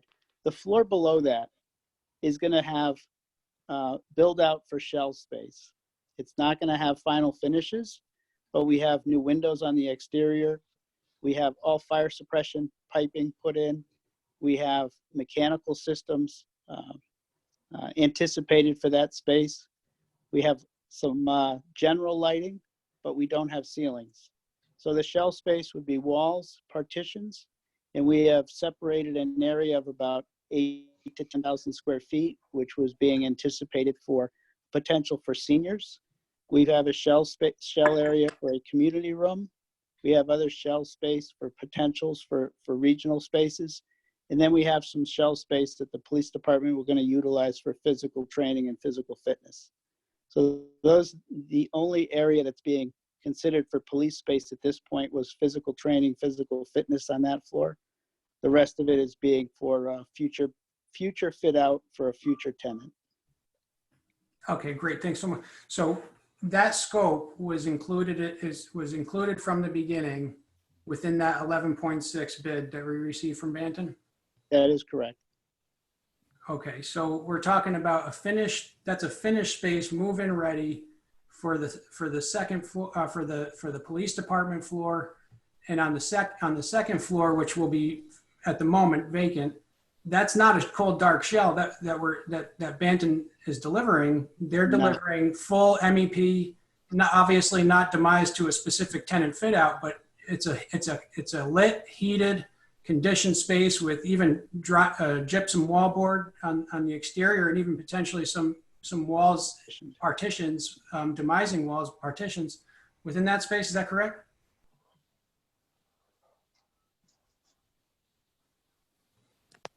Hey, Brian, could you still hear us? He's really fading in and out. So he was asking the extent of the fit out of end. that first floor. The extent of the fit out on the second floor are no final finishes, but we have partition walls. We have no ceilings, but we have general lighting. So any future tenant would have to come in and do a fit out. They'd have to put in additional partition walls. They'd have to put in ceilings and lighting. They'd have to extend mechanicals to whatever rooms that you're going to be creating, and you have to install air conditioning. The heating plant will be there. So there is like a cooling tower or boiler system that's included within the scope as it stands right now. Yes. Okay. All right. Just a follow-up question, Brian. At what point was the contingency, the soft costs and contingencies for the project set? And who set that? John, can you repeat that? What the contingency for the project was and how it was set. Sorry, when was it set? When and how was it set? The contingency was set back in 2016 in the original budget. It was $500,000 on a $9 million hard costs. So it was typically you want to go into a project with 10% contingency, but this didn't allow contingency. So we were figuring 500,000 on 9 million. So is it safe to say, Brian, that when we received our quote from Banton, that proportion, we knew what our contingency, we knew what our total costs were on this project, contingency, soft costs, hard costs, when we received our bid from Banton back in September of 2019. Is that right? I think he's having trouble hearing you, but yes. All right, so my last question, I'll leave it for other aldermen to ask some questions. Why, if we knew that we needed additional funds here, if there's nothing's changed, we knew all the components, the scope hasn't changed, the soft costs haven't changed. We set our contingency amount back in 2016 and that hasn't changed. If we knew we needed additional dollars for this project back in September when we received our bid from Banton, why are we first hearing this so much later, almost 8-9 months later? So I don't know, I guess Brian's still having a little issue, but we did describe in this presentation the sequence of events with the police building commission taking a look at this, taking a look at the bids, and realizing that the project could very well escalate another $1 million if an action wasn't taken. And there was an attempt to mitigate the costs to get them into that $11.6 million figure. But at the end of the day, what that would take, essentially the big portion, as Alderman Phipps mentioned, the tower, moving the tower or eliminating it and creating an entrance on East Main. Ultimately, that was not recommended, or strongly recommended against by the commission because of how it would intermingle members of the public with members of the police station and also the incarcerated. And so it was strongly recommended that those steps not be taken and that given the conditions of the market and the financial condition of the city that we seek additional money. But again, it's, given the timeline, you have the building already as property of the city. You have bids on the table and you don't want them to go up another $1 million. And so a good faith effort was done in public to avoid that situation, to try to contain costs. And as we mentioned, it was a public vote of the police building commission to go ahead with the contract, to recommend the signing of the contract with the understanding that these efforts would be made to try to contain costs. And again, this recommendation is being made to you today because number one, we believe it's going to be doing more harm than good to contain the cost. You're not going to get a police station that does justice to our police department and the public. You're not going to get a fully equipped building to do what it can do. And you have financial conditions to go forward and do it right now that are essentially ideal conditions to go forward and borrow. And at the end of the day, maybe the city was overly optimistic that the entire project was 12 million. As Brian will tell you, there are many places that are going to spend 15 million and just get a police station, never mind a municipal building and never mind a parking lot. But it was a deliberate process that was also a transparent process. And again, I'm sure that Paul and Chief Coda and Brian will be willing to speak to that. And so again, you know, as always, we'd like to hold the line. We'd like things to cost as little as possible. But in this particular situation, you know, it's likely fair value for the total project. Yeah, my understanding is that, and I want to let everybody else, go ahead, Diane. I'm happy to, I have many more questions, but. No. All right. But, you know, but just to sort of finish on this, in this line of questions, my understanding is that we actually haven't, you know, to stick to that 11.6, we didn't strip out any scope of work. The tower there was no that tower as it's being requested hasn't changed since the beginning. And so there was no reduction in scope to reach the $11.6 million contract with Banton. And so we keep sort of having this, it sounds like a merry-go-round that we keep coming back to, you know, oh, this is additional scope. But we just need to establish this is not additional scope. And that, you know, or am I hearing you saying that at the time when we agreed to the 11.6, the intention of the Police Building Commission was that they were going to value engineer, and they were going to stick within to try to stick within the referendum bonding, the original referendum bonding amount. But ultimately they decided later, at some later date, that there would be no additional value engineering. Exactly. You know, the point of the presentation has been that they were faced with a choice to either accept the bid or to let the bid go. They understood that that would very likely mean rebidding and getting an even higher cost to the project. And so they decided to recommend acceptance of the contract based on an effort that they hoped could contain cost, that they could shoot change orders down by tinkering with the design.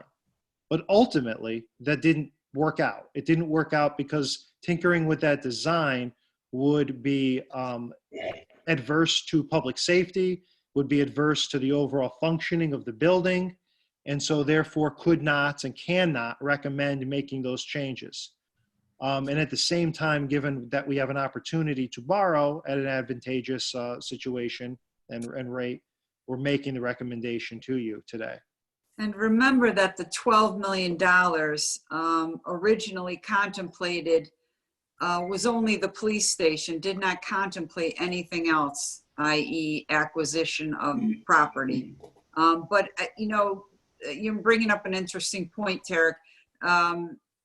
Brian maybe can speak to this, but we did sit with Banton on more than one occasion to try to go over some things that could be value engineered.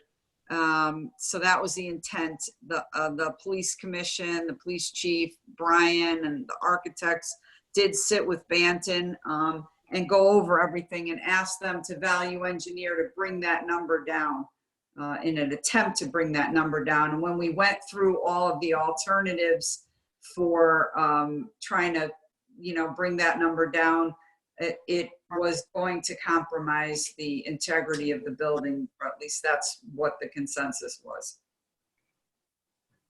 Hey guys, can I make an observation here? I think we could probably spend the next 4 days trying to really go through every historical aspect of this project.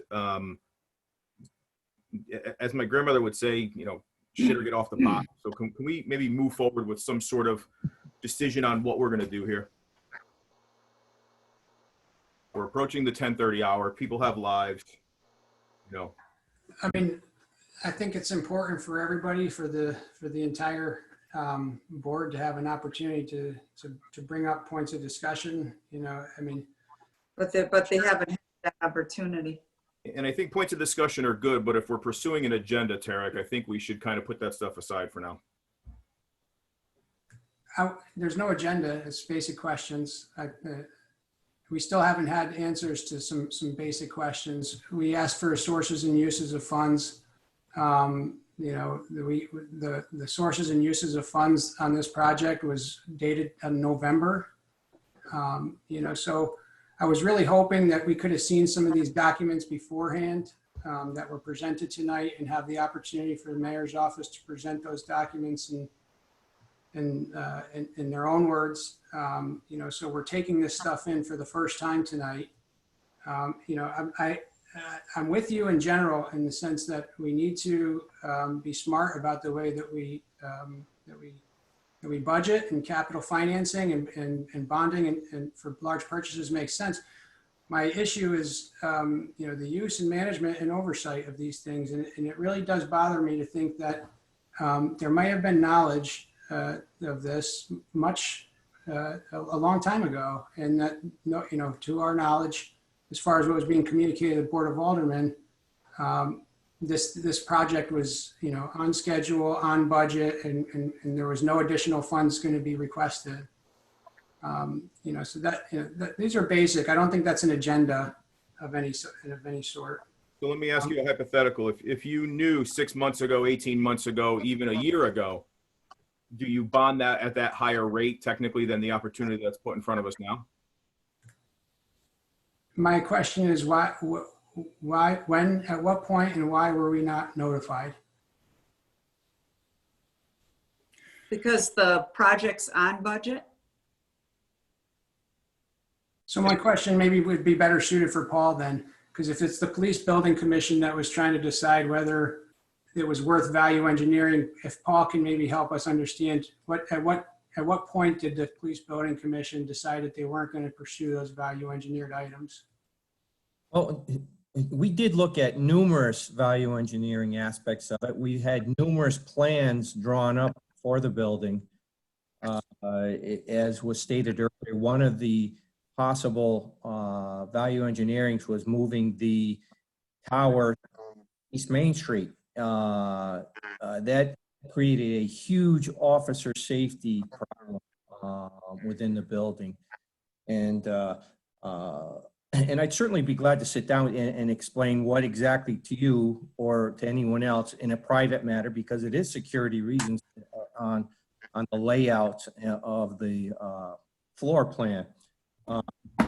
There were numerous things that we looked at, and certainly none of them were conducive to what our officers need or want. But we did look at them, and I think that Bantam came in at the low bid. There wasn't a lot of fat to begin with on this project.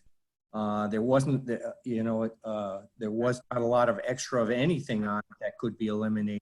We did take a good hard look at everything, and some of the things that we could eliminate, we did. But certainly, I think it's going to be a department that anyone, any citizen or resident of the town is going to be proud to have in our town. Yeah, and I agree. I mean, and I think, you know, to Brian's point and to Paul's point, I mean, it's you know, the other municipalities are spending more on less for a good building. It's, for me, it's really trying to understand the process that's been taking place here, and how much the Board of Aldermen have kind of been brought in on some of that decision-making process, and trying to understand, you know, we might have made some different decisions, you know, budgeting wise, you know, the sooner that we have Board of Aldermen members who sit on the Police Building Commission, who were Board of Aldermen members and who are Board of Aldermen members. So and at no point did we say that this project is not going to come in on budget. It is going to come in on budget. I guess the question is, do you want to do something with the entire building? Do you want to invest in the downtown? Do you want to see, you know, that building put to full realization? And I think now is the time to take advantage of the low interest rates. And I just can belabor this all night long, Tarek, but I'm sure you agree that investing in the downtown makes sense, right? Because, you know, if we turn the downtown around, we can turn a lot around. Yeah, I guess that's another, Joe's got his hand up. No, go ahead, Tarek. Finish up, please. You know, John raised a good point, and I think with regard to the potential for stimulus, you know, essentially that you know, funding for a project of this nature can provide. You know, I don't know if we have it. in our contract with Banton, but many times I know cities, when they award contracts, they'll have some kind of requirement or threshold or milestone for local contractor utilization, kind of hire like local labor, either through their subs or directly through the GC themselves. In the essence of that local stimulus, do we have any kind of local contractor utilization or local labor utilization requirements in our contract there? Well, we don't have those as a municipality, but we certainly encourage that. And I'm not sure what they do in terms of local hiring. It's all on a good faith effort, Tarek. There's no minimum percentage set asides for this. So, Joe, was Joe next? Oh, you go ahead, Diane. All right, now, and I don't have an agenda.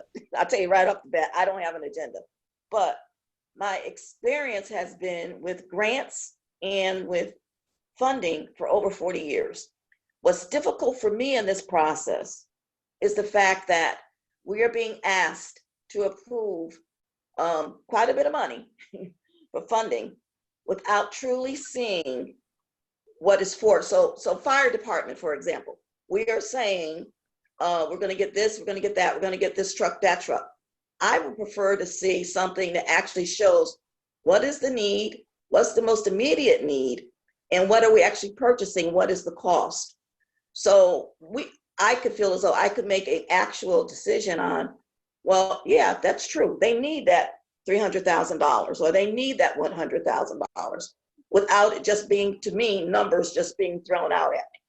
So I asked for that information and I know we didn't get it yet, but I feel more comfortable seeing true numbers and seeing what the needs are, why they have to be met, and also prioritizing.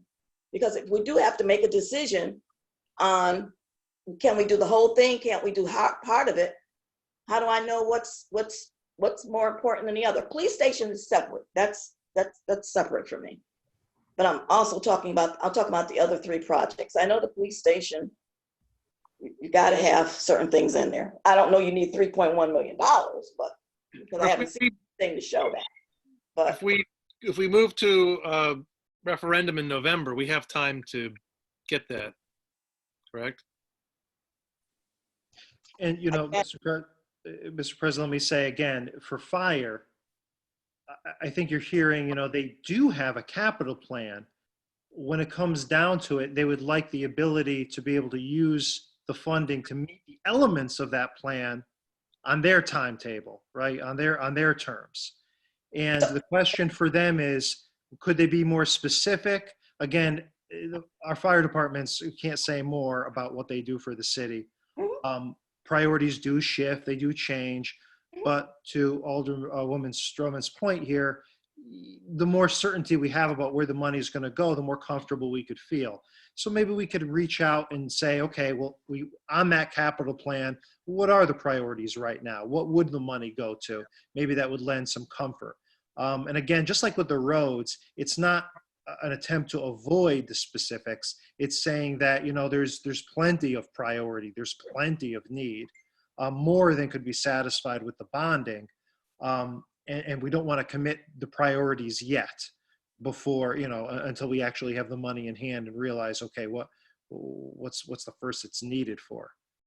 We try to have that relationship with the department so we don't set them up for failure. Right, but I think, coming back to some of that other point, Diane, to your point, to those things, if you talk about the immediate need right now, right, I don't think there's not roads with, giant gaping holes with lava and all sorts of other things falling to the center of the earth kind of thing. So I think that type of stuff potentially, is it important? Yes. Is it needed? Yes. Is it dire to get it right now? I don't believe so. I believe some of that stuff could wait for the referendum in November. The stuff for the police station, based on, I believe it was Mr. Han had said, around the officer safety, the public safety, I'm looking at it, even with the financial aspect, you could potentially have a $600,000 impact for that 100 basis points just by waiting till November. is it worth straining the taxpayers in this city with an additional $600,000 to wait 6 months? That's a big spend to me over the life of the bond. And I mean, yeah, I don't disagree with you at all, Tony. And I'll tell you, like, I'm inclined, you know, for the police bill, 65 Main Street in its entirety, I'm inclined to vote in favor of it and potentially even, you know, in an expedited fashion. What and even on these other items, I'm not saying, you know, what I'm really looking for, and to Diane's point, you know, any funding request that goes before any body that is going to has any fiduciary responsibility would require at least this basic level of, even if it was you didn't even have to go down to each item, but like even a line item allocation. You know, we're just being told that there's a plan in place and that's it. Just there's a plan, you know. So I think this board has, in President Short, you have an opportunity here to have a unanimous support of this resolution. It's just a little bit more information, I think, would go a long way to help this board understand, to be able to get that unanimous support. You know, to the point of the fact that we're talking about. Are you speaking for all the board members, Tarek? I'm speaking for myself. Yeah. I'm speaking for some of the other aldermen that I've spoken with on this. You know, I think you know, the fact that we are talking about a November referendum gives us the time as well to have those discussions.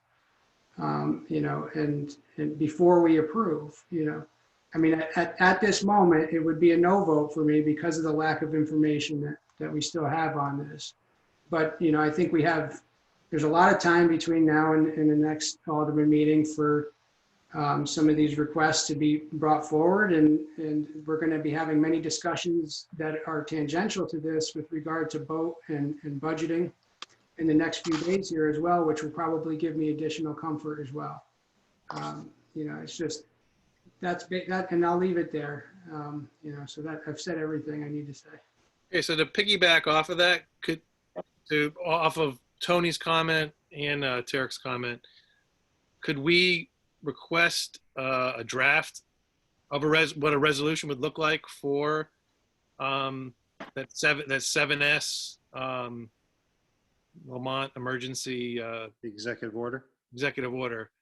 And then I think if we saw that, you know, I think you might, as Tarek said, you might get a greater comfort level. And the other items, it seems like everyone is comfortable pushing those. And in the meantime, we would be filling it in with more information and detail. I don't know. That's my suggestion. I think there's a few components under that executive order that would potentially disqualify some of the items that were there. So I think it talked about public safety. It talked about a large financial impact, you know, that it would have I forget the actual term on it. It wasn't serious, but it was significant loss. Significant, thank you. A significant financial impact to the city. You know, foregoing that project, trimming things out of the police station, it poses both, you know, based on what Mr. Heon had said, officer safety, which again leads to public safety, the financial impact. You have a $600,000 potential price tag on that. Potentially more if the rates do climb above that 3.1%. Josh, if I might have just a bit of input here. Sure. I think I'm swaying with Tarek and probably everybody else. If we could pull off something with respect to the police station issue in an expedited fashion, as it sounds like it should be, that I could go along with that. I don't know if we can pull it off on a 7S situation. There's too many executive orders out there now, and somebody's going to step on the Constitution eventually, and it's going to come back to bite us all. But in any case, that would be up to our corporation counsel to verify that specifically, that it would be legal to proceed in that direction. And that would be fine with me. The other ones, they're going to wait for November as far as I'm concerned, no matter how we split it. And right now, I am very uncomfortable with the other ones, all three of them. But the police station, hey, what it is, what it is. But, you know, you go down the road once, get her done correctly. That's my opinion. So just a point, this will probably end up turning into a motion that I want to make. If the executive order were to expire, we're then locked in, Bill, at this point to wait until November. And we run the risk of expending that extra 600,000. Yeah, I don't think we have any choice otherwise unless we want to spend, I think it's what, $14,000 to run a separate referendum. Right. Without Yeah. piggybacking on something else. Right. Nothing else to piggyback on, because it's my understanding that the ones in August are off the table. Right. It's patently illegal to do it. You can't do it on that day. Right. So 600,000 measured up against 20,000 measured against 7S. It's a crapshoot. But Mr. Marini, I'm sure, can at least verify that we're going down the right legal road. From what we've been talking about, I really think this discussion is very in line with what the presentation that we made. When it comes down to 65 Main, it really is what it is. At the end of the day, it's an item that I think is necessary to move forward. And I think that's what you've heard from our experts. It's something that just has to be done. In terms of the other items as reflected in the presentation, again, in the past, it's been done in a way so the specifics weren't up front to give some leeway to the departments. But I think the mayor's office completely understands if the Board of Aldermen would like to approach it in a different way. And these are items that would wait till November, so they could be done differently. But I'd say when you look at that executive order, you're looking at making sure the orderly operation of the municipality can proceed. That's certainly here. And that if you don't act, there's going to be a consequence to the public health or safety or a significant financial loss. Well, certainly the idea of not getting this project done, having to remobilize, possibly doing it under less advantageous financial circumstances, all of that speaks to financial loss. And we really have a public safety facility. And I think the sooner it's prepared, the sooner it's ready, the better for the public safety. So, I do believe it falls in those parameters, and what the governor intended to make sure that we weren't having to wait and risk the welfare of our city. So I could certainly put a draft together, but I understand with the other items, completely understand that if you'd like to have more detail and more specifics, something that could be worked on for November. All right. Based on that, can I make a motion to, John, have you draft the resolution to include under 7S, the 3.1 million that we're talking about for the bonding for the police station, to go on an emergency meeting this coming Tuesday, the 19th, May 19th, so that we can review that resolution and potentially bring a vote forward. The remaining three items, I think it was 3 or 4 other bonding items that we had talked about. We can hold those until the June Alderman meeting to review those further. And eventually, I think at that point, the executive order will have expired. If it's not, we could revisit it, but then most likely hold those till the November referendum. Is there a second on that? Is everybody sleeping? Second. Just point of discussion. Do we have a second first? No second. Oh, I thought we got one. No. Yeah, we got one. Second by Rivers.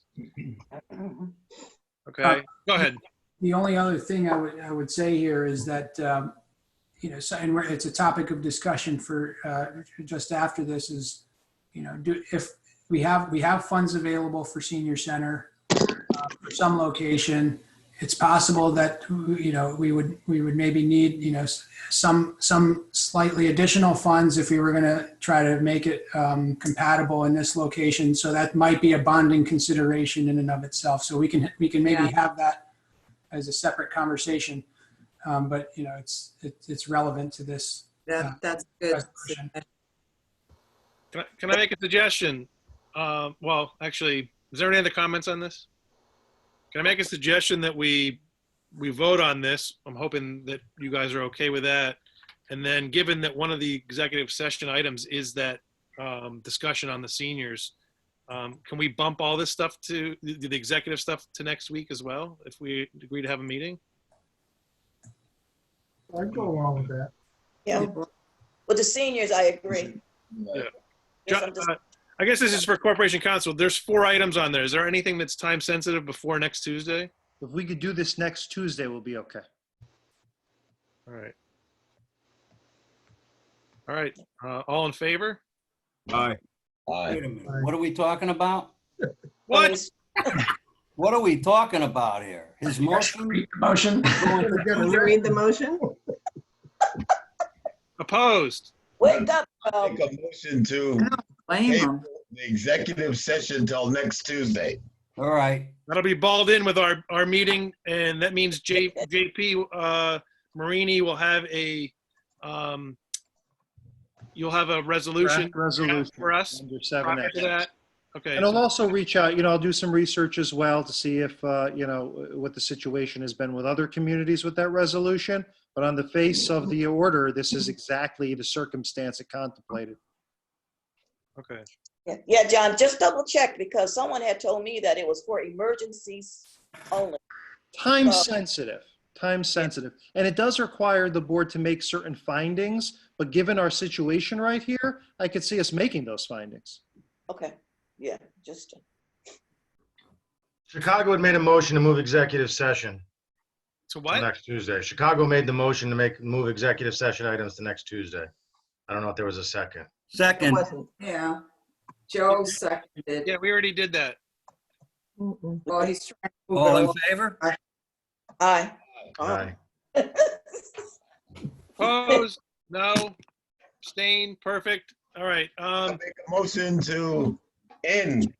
Yeah, I just want to make one comment. I wanted to thank all of the guests from the police commission, the bond council, the architect, and these people have stayed on the line. The residents, obviously, as well. But I know it was a really long meeting, but there were a lot of really good questions. Once again, a lot of good information and a lot of perspective put on these projects. And in the end, I know we'll do the right thing. So. We'll schedule the meeting for next Tuesday, and my favorite part of the meeting, motion to adjourn. Motion to adjourn. Joe, second by, So moved. Diamond. oh, Diane. All in favor? Diamond. Aye. Thank you. All right. Everyone. Good night. Night. Good night. Somehow I don't think I've said everything I wanted to, but For next week. see you next time.